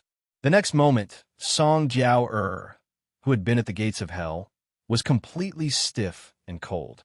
The fear in his heart was so strong that even if he had seen that fellow kill 3 of his peers, told Xiao Chong to die unhappily with a calm tone, and close his eyes to wait for death, it would still be strong. A jade-green dagger was suspended in front of his forehead. The 2-inch sword was slightly trembling. Because it was too close, Song Jiao did not notice it at first. Flying sword. Song Jiao cried tears of joy and laughed as if he had gone mad. Flying sword, it really was a flying sword. He was a swordsman who had been cultivating tirelessly on the path of the sword. In his life, to be able to see the flying sword of an immortal, even if he died, he would have no regrets. Even if he died, he would have no regrets? As a mounted bandit, who the F*CK was a saint. The young master with a saber raised his arm, and the 2-inch flying sword flashed away. Su Fengyan slowed down his breathing and said calmly, "Song Jiao, if you had money, a familiar horse, and a backer, Would you be able to control a small mountain with 300 riders? Song Diao was stunned and did not recover for a moment. Su Fingyin suppressed the warmth in his throat and said with a frown, "After you have finished healing, go to Yuzhou and find a military officer called Huang Fushi. Tell him that the one surnamed Su wants you to go find him. If you ask him for men, money, and horses, he will naturally agree. If I come back and find out that you are careless, not to mention building a temple for me, even if you build 100 temples, you and your 36 brothers will all die." Su Fingyin turned around and did not wipe away the blood flowing from his nose. He was cursing in his heart. It was not easy to pretend to be a peerless master. In order to show off his flying sword, the qi in his body was already fluctuating like the tide in Guangling. If he continued to hold on, he would be exposed. Fortunately, in Song Diao-er's eyes, this young master Su, even if he walked very slowly, was extremely otherworldly and elegant. PS1. Today I said I would upload 2 chapters during the day. This 10,000-word chapter is only 1 chapter. But if I don't upload the second chapter in time, of course, it must be a loser slacking off again. Please don't scold me. PS2. Remember to add Sina Weibo to follow. Chapter 390. Both Buddhism and Taoism have been arguing for thousands of years, forming a huge quagmire. Generations of experts from both sects were unable to avoid this custom. They either argued fiercely in the imperial court or wrote books to slander each other. Each and every one of them had to crawl and roll in this quagmire several times. Very few could be recognized by later generations as someone who could emerge from the quagmire without being tainted. In the past 100 years, there was a white-robed monk who traveled to the West in search of scriptures. Only then did the awkwardness of the 3 sects of the current dynasty, with Confucianism first, Taoism second, and Buddhism last. Unfortunately, when the concept of epiphany appeared in the world, it was a huge blow to the white-robed monk and the 2 Zen temples. This tall monk once jokingly said that the conflict between Buddhism and Taoism was like 2 old farmers in a village fighting for water to irrigate their fields. The water source was the same, but the amount of water was limited. Whoever stole more water and swindled more water into their fields would have a better harvest. Since it was a fight for water, naturally there would be conflict. First, they would use their words. If they could not convince the other side, then they would use their fists and feet. If that did not work, then the one who had a good relationship with the village constable would ask the armed officials to kill. Naturally, the white-robed monk was mocking himself. He also secretly mocked Taoism's Longhu Mountain's closeness to the imperial court and how they were favored by the emperor. From the imperial court down to the marketplace, they had launched as many as 6 campaigns to exterminate Buddhism in history. The white-robed monk had previously single-handedly fought against more than 10 great Zenrins on the golden peak of Taoism's ancestral court twice. Both times, he had won by the same method. Speaking of which, it was strange. In the past, when Buddhism and Taoism fought once every 10 years, even if one side won by a large margin, it would be subjected to countless criticisms afterwards. Only this white-robed monk, who never finished talking, had won by stumbling. Even the extremely arrogant old immortals of Longhu Mountain could only smile bitterly and did not hold much grudge against him. In recent years, there were often some Zenrins outside of Longhu Mountain who quoted Buddhism's doctrines and wrote all kinds of books to criticize and oppose Buddhism. They carried their book boxes and went to the 2 Zen temples to find the white-robed monk to debate. Without exception, after they left the mountain, they did not speak a word. Outside the thatched hut on the mountain behind the 2 Zen temples, 2 bald monks, one big and one small, were basking in the sun. This place was too close to the forbidden area, the Forest of Steels, so there were very few visitors. Therefore, there was no smell of incense that was so thick that one couldn't cover their nose.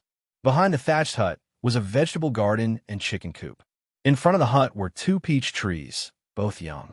One of the peach trees was planted when the middle-aged monk's daughter was born. Later on, he abducted a little fool, Wu Nanbei, from who knows where, and planted another weeping green peach tree. The back of the mountain was shady, so the peach trees grew slowly. The branches were well-spaced, and the branches were dark green. Every year, on the two children's birthdays, the foolish Nanbei's master's wife would carry a kitchen knife and drag the two children, who were born on the same year, month, and day, to the peach tree. She would carve a mark according to their height. Previously, as a girl, Xianxia developed early and grew quickly. Every birthday, she would be as happy as an oriole, chattering nonstop. She would also constantly touch the foolish Nanbei's little bald head, making fun of him for being a short winter melon. Unfortunately, the wheel of fortune had turned. When she became a young girl, and he became a teenager, Xianxia was unhappy.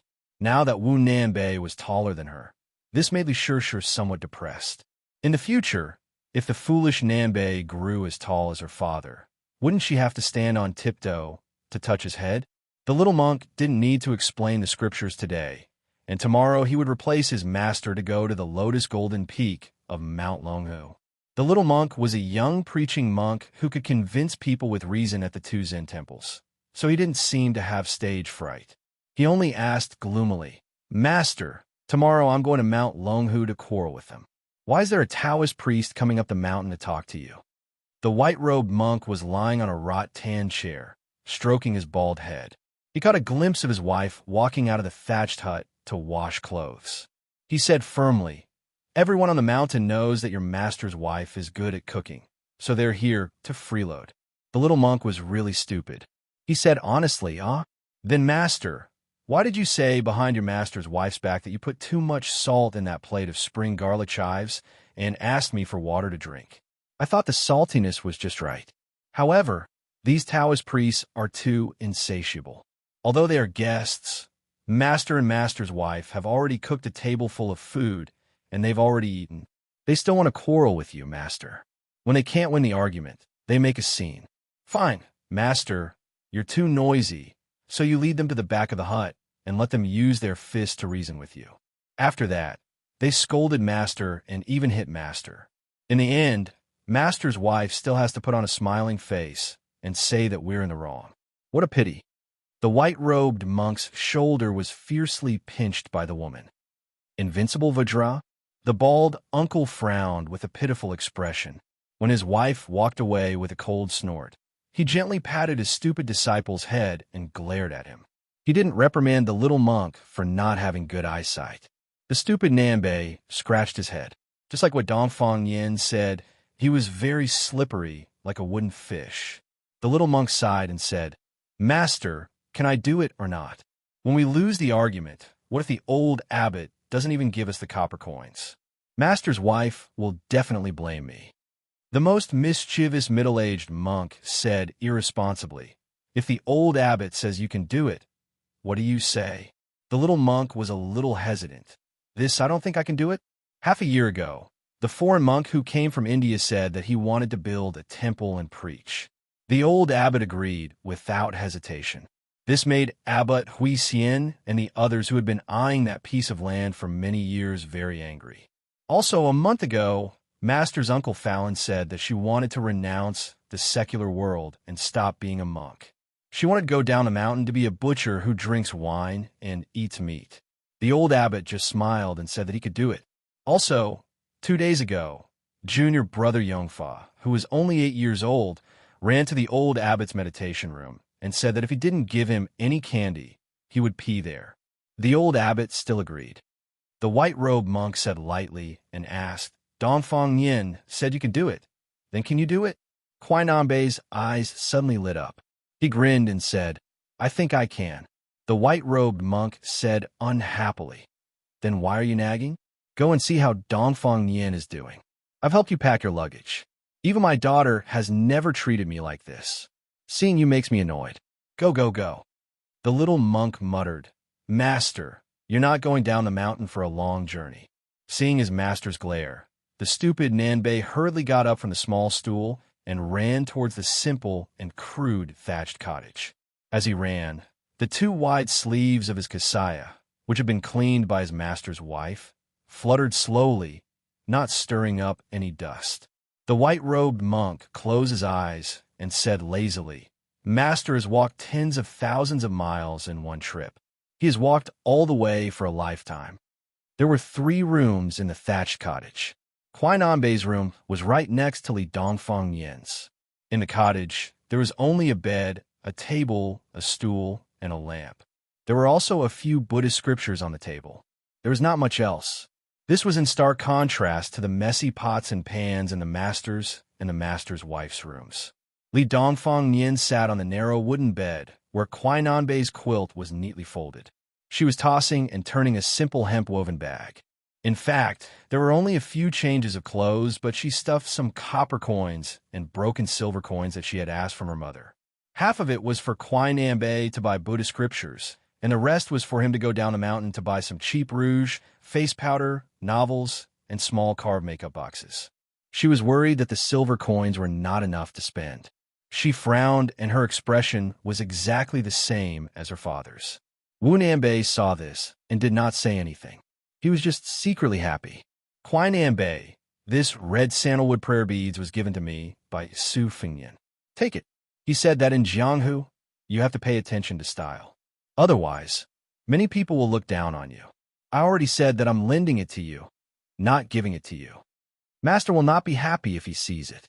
You usually don't even let him touch it. Because of this, Master has already charged His Royal Highness several hundred times in the account book. Kuai Nanbei, do you want it or not? Yes. Chapter 391. When you're away from home, you have to save some money, understand? Here's some silver in the bag. If you don't have enough money to buy books, then buy less rouge and face powder. Anyway, you're not good with words and don't know how to bargain. You'll definitely be ripped off. Anyway, the rouge at the foot of the mountain is also passable. Oh, stupid Nanbei, don't say oh to me. We'll split the silver in half. You're not allowed to use all the money to buy rouge and face powder for me. Do you remember? Oh, you idiot. Also, I've asked my father to help you pick some tea leaves. When you reach Mount Longhu, you have to give more gifts and smile when you see people. The monks from our family have to be as magnanimous as my father. But if you get beaten up, don't be stubborn. Quickly run home. Tell my father, and he'll help you vent your anger. Okay, I know what to do. There's one more thing. Don't forget, if you meet Su Fengyan, remember to tell him to come to our house to play. Of course, when Su Fengyan comes up the mountain, will you help my father or Su Fengyan? I'll help you. Say it again. I'll help Su Fengyan. That's more like it. The white-robed monk lay on the rattan chair and listened to the small squabbles in the room. For some reason, he remembered a kind of noodle tea he had eaten in an alley in the capital during a winter many years ago. The noodle tea was finely ground from a very nourishing crop. The noodle tea was boiling hot. Gently shaking it, it rippled in a small porcelain bowl. The way to eat, it was also a little particular. One's mouth had to stick to the edge of the bowl and slowly drink it. In this way, the noodle tea would not burn the tongue when it entered the mouth. The noodle tea in the bowl would also not turn cold early, and all the internal organs would be warm. There were icicles hanging under the eaves of the streets and alleys. But after drinking this bowl of noodle tea, one's body and heart warmed up as well. Of course, what made him feel the most warm in the cold was the woman sitting beside him. Perhaps she was not that good-looking, narrow-minded, and a little unruly, but in the vast world, in the vast sea of people, in such a large capital city, there were hundreds of thousands of people. He did not see His Majesty the Emperor, nor did he see the nobles and officials. He only saw her. Since he already worshipped Buddha more than many people, he had a clear conscience and was worthy of the 3,000 strands of worry that he had shaved off. He only felt that he couldn't bear those reverent gazes that treated him like a god. Thus, when he drank the noodles tea with her, and when she paid the bill, he blushed a little. Daily necessities like rice, oil, salt, and simple meals. Very good. His wife said that there were too many shameless women in the capital, so she forbade him from going there again. If he didn't want to go, then so be it. The white-robed monk smiled and opened his eyes to look at the sun in the sky. He muttered to himself, "We're all old now." The woman hanging the clothes had sharp ears and said angrily, Which family's little vixen is shamelessly trying to seduce you again? The abnormally tall monk hurriedly got up and ran to help dry the clothes. He said with a smile, "Wife, let me do it, let me do it." Li Shi too, who had finished tidying up the luggage, stood at the door and looked at her loving parents. She thought about how her mother snored loudly in her sleep and how her father, who was kicked out of bed every 2 to 3 days, didn't mind at all.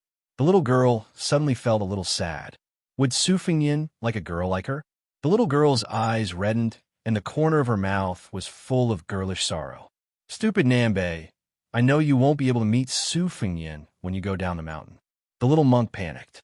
"Then I won't go home after I go down Mount Longhu. I'll go to Bailiang to find His Royal Highness, okay?" Li Shi too smiled through her tears and rolled her eyes. "Forget it, I'm a heroine. I don't care about this." The little monk laughed foolishly. The white-robed monk shook his head and sighed. Why did he take in such a disappointing and stupid disciple? The woman smiled knowingly. "It's good that Nanbei isn't like you." That night, the little monk, stupid Nanbei, slept soundly as usual. On the other hand, Li Shi too, who had nothing to do with her, tossed and turned. She couldn't fall asleep and only managed to fall asleep very late. In the early morning, an extremely senior 100-year-old monk personally came to the thatched cottage at the back of the mountain to welcome the preaching monk to the hall of great strength.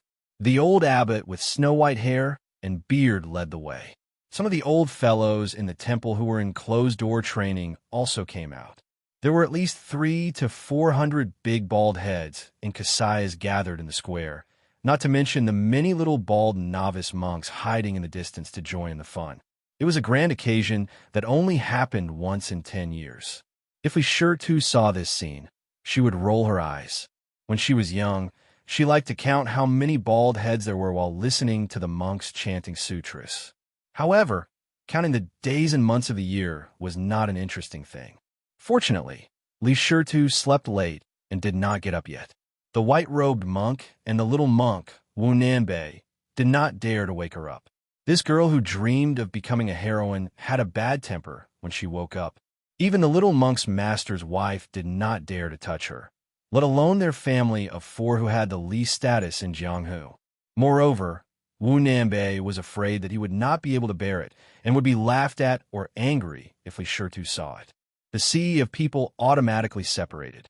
The little monk with clear eyes and the lazy white-robed monk walked side by side. The old abbot, who was known for being a good person, walked down the stairs with a smile. When he saw the little monk, he liked him from the bottom of his heart. The old abbot was about to speak when he saw the sea of people separated again. He looked up and saw a little girl who was the oldest in the 2 Zen temples running over. She was crying while running. The stupid master's wife stopped at the edge of the square with a helpless look. The girl ran to her father and the stupid little monk who grew up with her childhood sweetheart. She cried all the way until her eyes were swollen. She probably fell down while running too fast and was covered in a lot of dust. She grabbed the corner of the little monk's Xianxia tightly and said sadly, "Stupid Nanbei, I had a nightmare." Even though the big bald heads present were all eminent monks who were famous in the world, they all laughed kindly at this scene. The white-robed monk and the old abbot looked at each other and sighed slightly at the same time. Li Shi too held the little monk's Xianxia tightly, afraid that if she let go, she would not be able to hold on to it anymore. She would not be able to see this stupid Nanbei, who was supposed to be with her forever.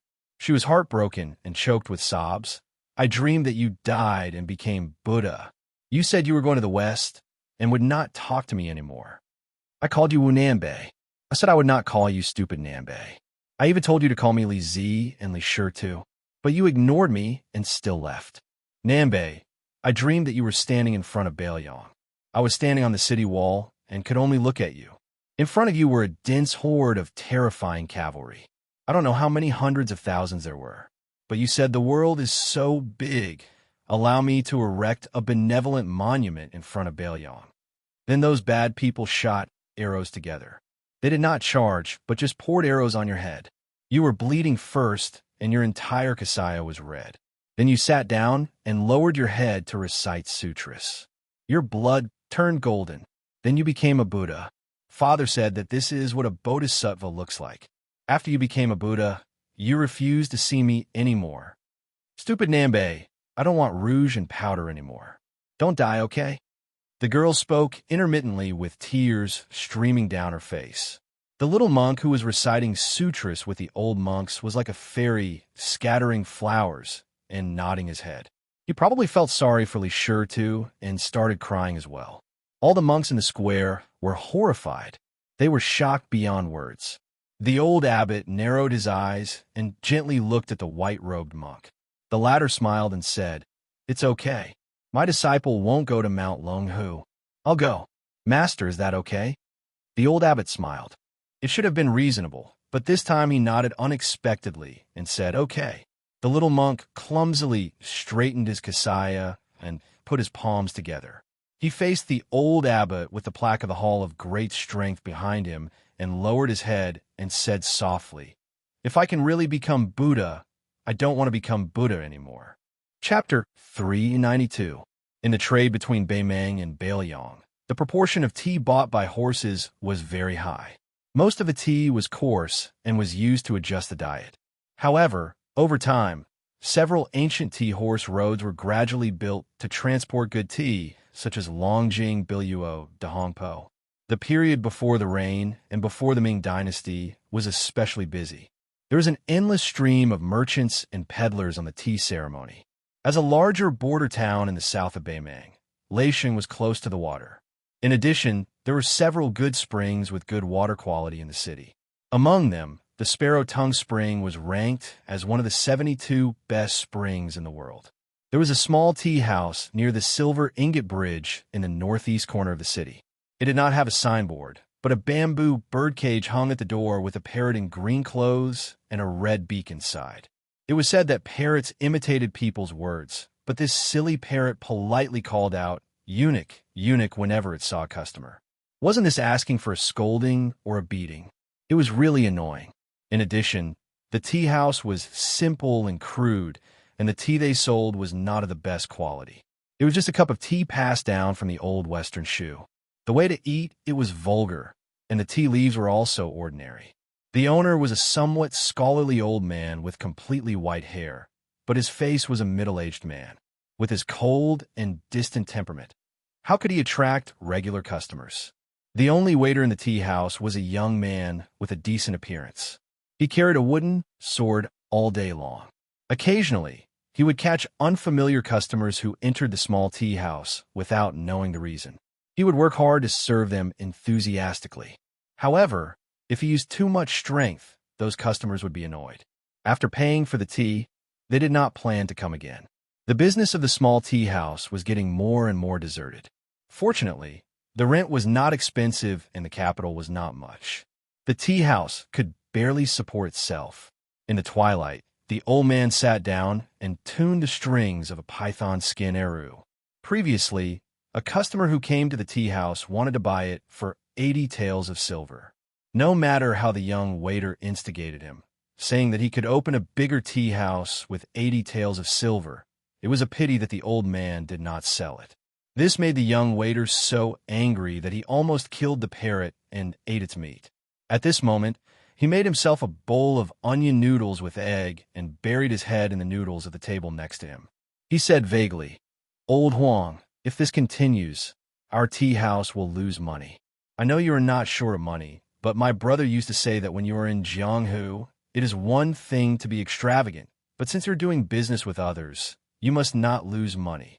Old Huang, don't pretend that you can't hear me. I'm talking about serious business with you.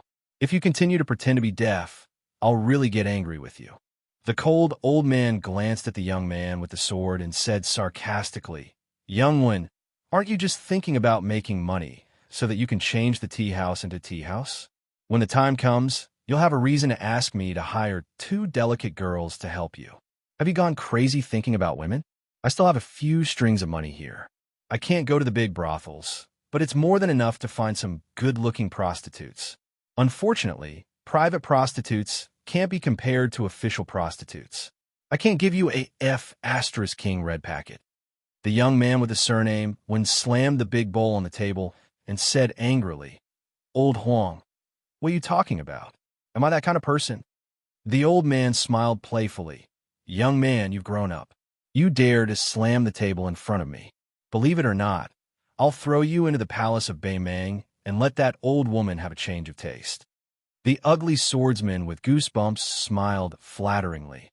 "Old Huang, you and I depend on each other for survival. Harmony is the most important thing. Are you hungry? I'll go and make a bowl of onion noodles for you. Are you hungry?" The old man didn't buy it. He waved his hand and said, "Go and bring that idiot into the house." The young man quickly finished the noodles and licked the bottom of the bowl. His face was still full. He went to the door and took down the birdcage. Along the way, he wanted to teach the parrot some new tricks. When he said, "Grandpa," the parrot replied, "Grandpa." When he said, "Grandpa," the parrot still said, "Grandpa." He was so angry that he scolded Grandpa, but the parrot still said, "Grandpa." The young man who was cursed Grandpa 3 times reached into the cage and taught the bird a lesson. The green parrot fluttered and lost a few feathers. The old man said helplessly, "This idiot is already 60 years old. It doesn't have many feathers to lose. Why are you sulking with an animal?" Throwing the bird cage on the table, the young man changed several sitting positions but still felt uncomfortable. He simply took a bench. According to old Huang's strange saying, he put his head and feet on the bench. His body was suspended in the air. His hands were folded behind his head, and he stared at the ceiling in a daze. This used to be a roast goose shop, so the ceiling was dirty and greasy. The young man sighed and said, "Old Huang, I'm very depressed now. Why don't you tell me more stories about Jianghu? I love it." The old man had a bad temper. He said angrily, "I have nothing to say." The young man was a scoundrel. If the mountain didn't listen to him, then he would go. His eyes suddenly became warm, and he said to himself, "I know old Huang is an experienced Jianghu person, so you must have a lot of interesting things hidden in your stomach. You like to rot in your stomach. If you don't want to say it, then don't. Anyway, Wenhua, am also a man with a story. In the past, when I wandered the Jianghu with my brother, 2 men, young fellows' buttocks could make pancakes, so it was not easy for me to fall asleep at night. What should I do if I couldn't fall asleep? When we talked, we always talked about women. My brother was good-looking, so I was very jealous. Usually, when I went to the village to ask for water, if I knocked on the door, those annoying women would all lose their chastity as soon as I glanced at them.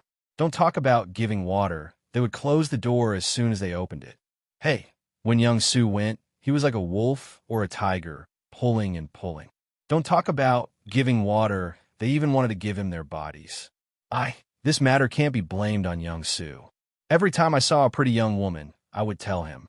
At that time, I thought that young Su had probably never eaten pork before, but he had seen pigs run. His tone was really arrogant, saying that this was not good and that was not good. It made me choke with anger, so I told him that sooner or later, he would make a name for himself by practicing the sword. Then, he would find a good heroine to be his wife and piss him off. Old Huang, guess what the result was? He said that no matter how beautiful the women in this world were, they still had to eat, drink, and defecate. Do you think that those high and mighty fairy sisters in the Jianghu also had a fart? He patted the dust off his thigh and laid down on the bench again. He continued. He said that I couldn't be nervous when I saw a woman. Otherwise, I would be a bachelor for the rest of my life. Last time, when I was rushing to Beiyang, I saw her and my palms were sweaty. Later, I had an idea and thought of young Su's words, so I wasn't nervous anymore. But when I thought of the scene of her farting, I laughed until I was a little silly. I reckon that I didn't leave a good impression on that fairy sister. This is probably what young Su meant when he said that bear's paw and shark's fin can't stay in the same bowl. Later, I met young Su by the lake. When we were defecating together, he gave me a trick that was even more ruthless. He said that if I was still nervous, don't be afraid. Just imagine the fairy sisters defecating in the toilet. Damn it, at that time, I almost sat down on my own shit. An old man raised his head and nodded. A little interesting.